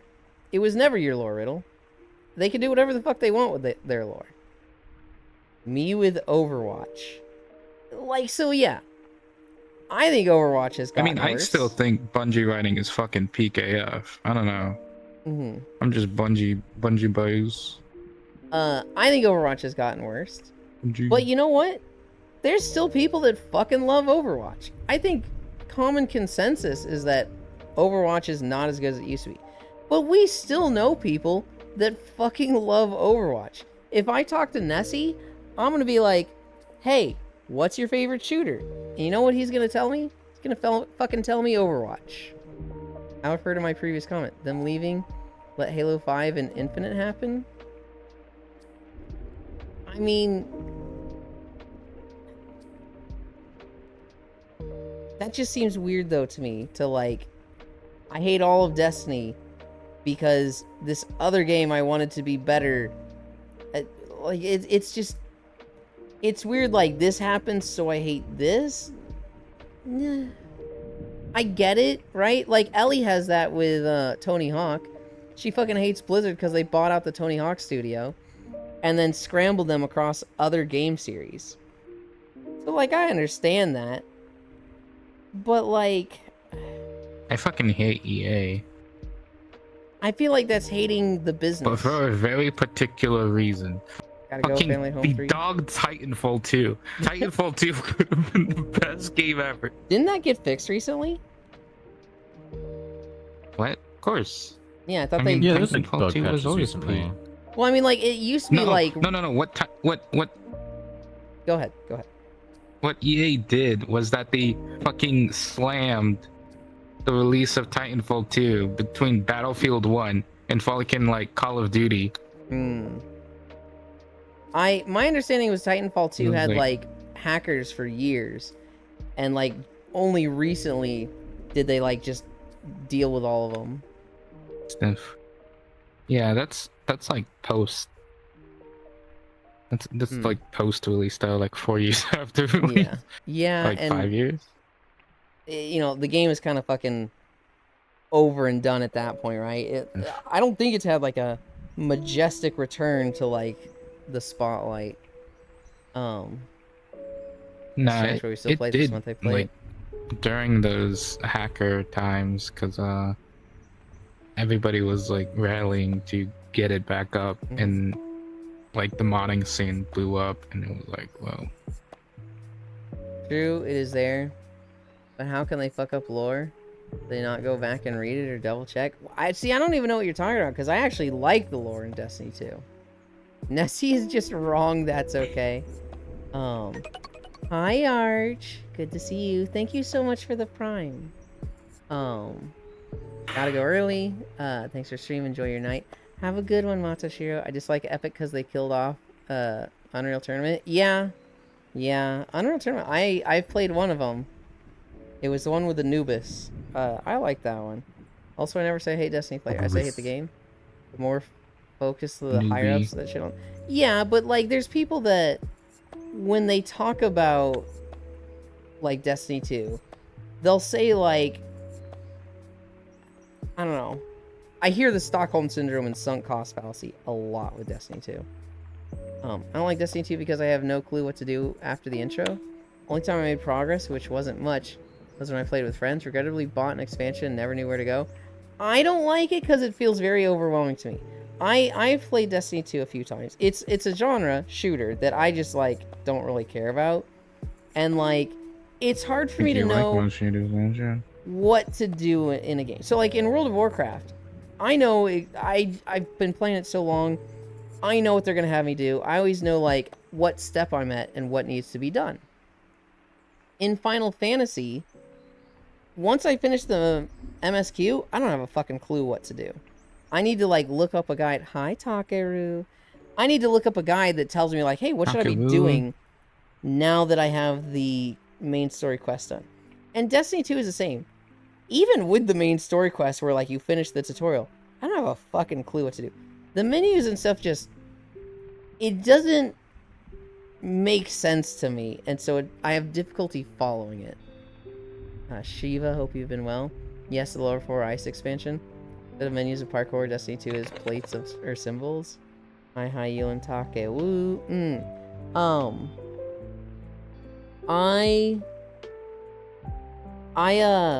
I played. Which was it? I know I played the expansion with Savathun. I did that and went through the campaign and legendary. I played another one with Core. Probably the one. Witch Queen would have been Savathun, essentially. Yeah, so I did Witch Queen, and I think maybe not the one right before it, but before that one where you're like on the moon. And I think it was the Moon's Haunted one that I played a lot. And when I say a lot, Yeah. I literally just did the story, and then like once we finished the story, it was just like I don't know what to do in this game, so I just guess I'm done logging in. Is that Forsaken? I don't remember. I'm seeing Shadowkeep. no, that's Yeah, that's Shadowkeep, that's the Shadowkeep. one, yeah. Mm-hmm. I don't like Bungie because they've hurt Destiny 2 to a significant degree. Destiny 2 is not the game it should be at this point. It's degraded by quite a bit over the years.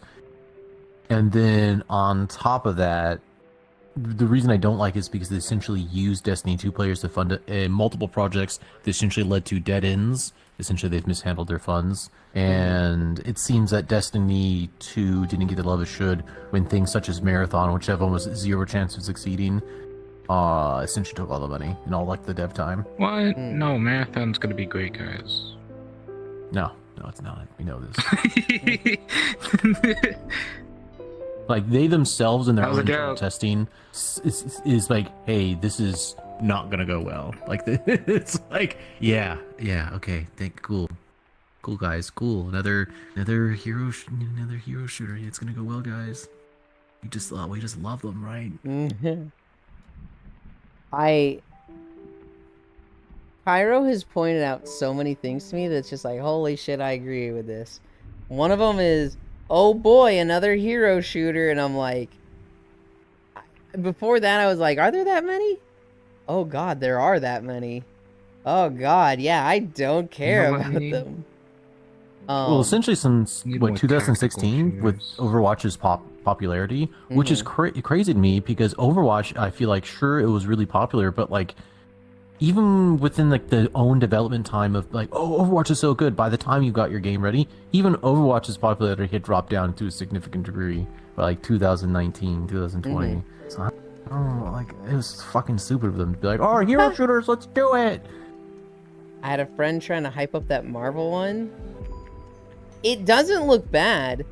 It's just like a hero shooter. Go away. We need something new.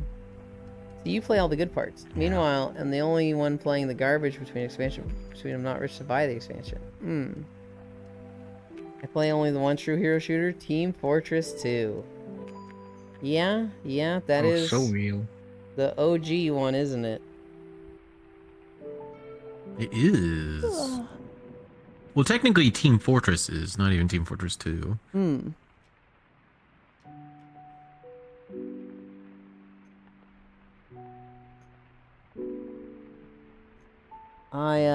I'm getting hungry. Yeah, go eat your egg. Hungry. Okay. I don't get a raid core often. I'm like, oh boy, this is so exciting. I never get to raid her. Oh boy. Because she's always Is fucking... Core online at the moment? She is. She's streaming because Destiny Yeah. 2 had a fire strike or whatever come out. Or a strike come out. What are they? Are they Dungeon. strikes? It's a Dungeons? dungeon. No, just kidding. This is a dungeon. Okay. It's a dungeon. And yes, it is a strike, though, technically within the game's lore. Or Okay. vernacular. I know. I think it's a fire team.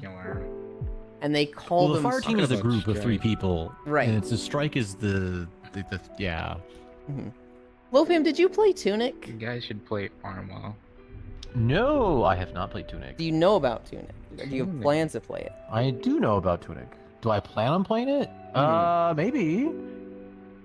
So my friend I've made been this kind of world. waiting for it to go on sale, but it doesn't normally go on sale. Actually, it's on my wish list. My friend made this world. They're fucking obsessed with it. So in the lower level, they've got a Tunic plush doll. I'm gonna bring back to you. Oh, okay. Go, Lofam, go! Oh shit! I gotta fucking. There we go. Hey, I see that. I hope I feel. Just kidding. We don't know. What? We don't know. Look at this fucking thing. It's a good save with me. Oh, Wow. it's a little fox. Yeah, it's the Tunic box. Hey, it doesn't have underwear. That. Okay. I'm gonna go. We're gonna raid core. Just saying. Why was that the thing you said? Wait, actually, I want to test something. I have underwear. Door is currently locked. This world on stream. Oh! I'm better than everyone else down there. I have VIP access. Check me out. Wait, should I be showing you guys this? Should you not be allowed to see VIP? Oh, I don't know how this works. I've never had VIP access to a world like this before. Oh, okay. I'm going to we're gonna go look at one of the trees down below. Oh, I can unlock it. I correct myself before you even said anything.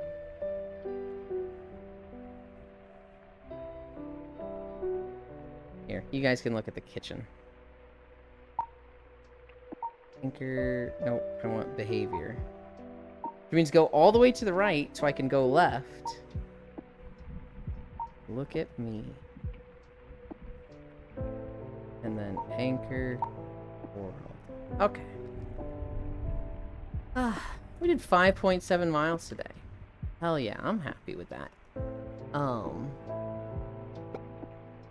You guys didn't see much of the VIP room. You didn't see the dog cage. Why is it always a hero shooter? Why are there no villain shooters? The problem with Marathon is They were chasing the Tarkov money bag. Meanwhile, nobody that loved their own life played Tarkov. Oh my god. Here are the socials. Flash Raid. Corvu. She's playing Destiny. I know we just had a somewhat heated argument, Destiny. I will actually be mad at anybody that goes like after Destiny. If you want to talk to her about Destiny stuff and be like, hey, tell me this. Don't come at her at the point of like, defend your game, okay? Be cool, guys. Be cool. Cora is one of my favorite peoples ever. We're actually going to be on her stream later tonight for VR. Well, maybe. If she's doing Scary Mouse, I might not be. But we hang out with her every Friday. And then, yeah. Gail, what do you think of the entire GTA series? For me to play Tarkov, I'll let Adami with me. Florida Man Tim is a me by you. Thanks for streaming, Ellen. Thank you, everybody, for keeping me company. We have 5.7 miles. Thanks for the streaming, Ellen, in chat. Even though you called me out, I love you. Too late. Time to remove your VIP. Take care, everyone. God bless you. Thanks for streaming. The what? Adios, Ewan. Walking our way over. Goodbye. I love you.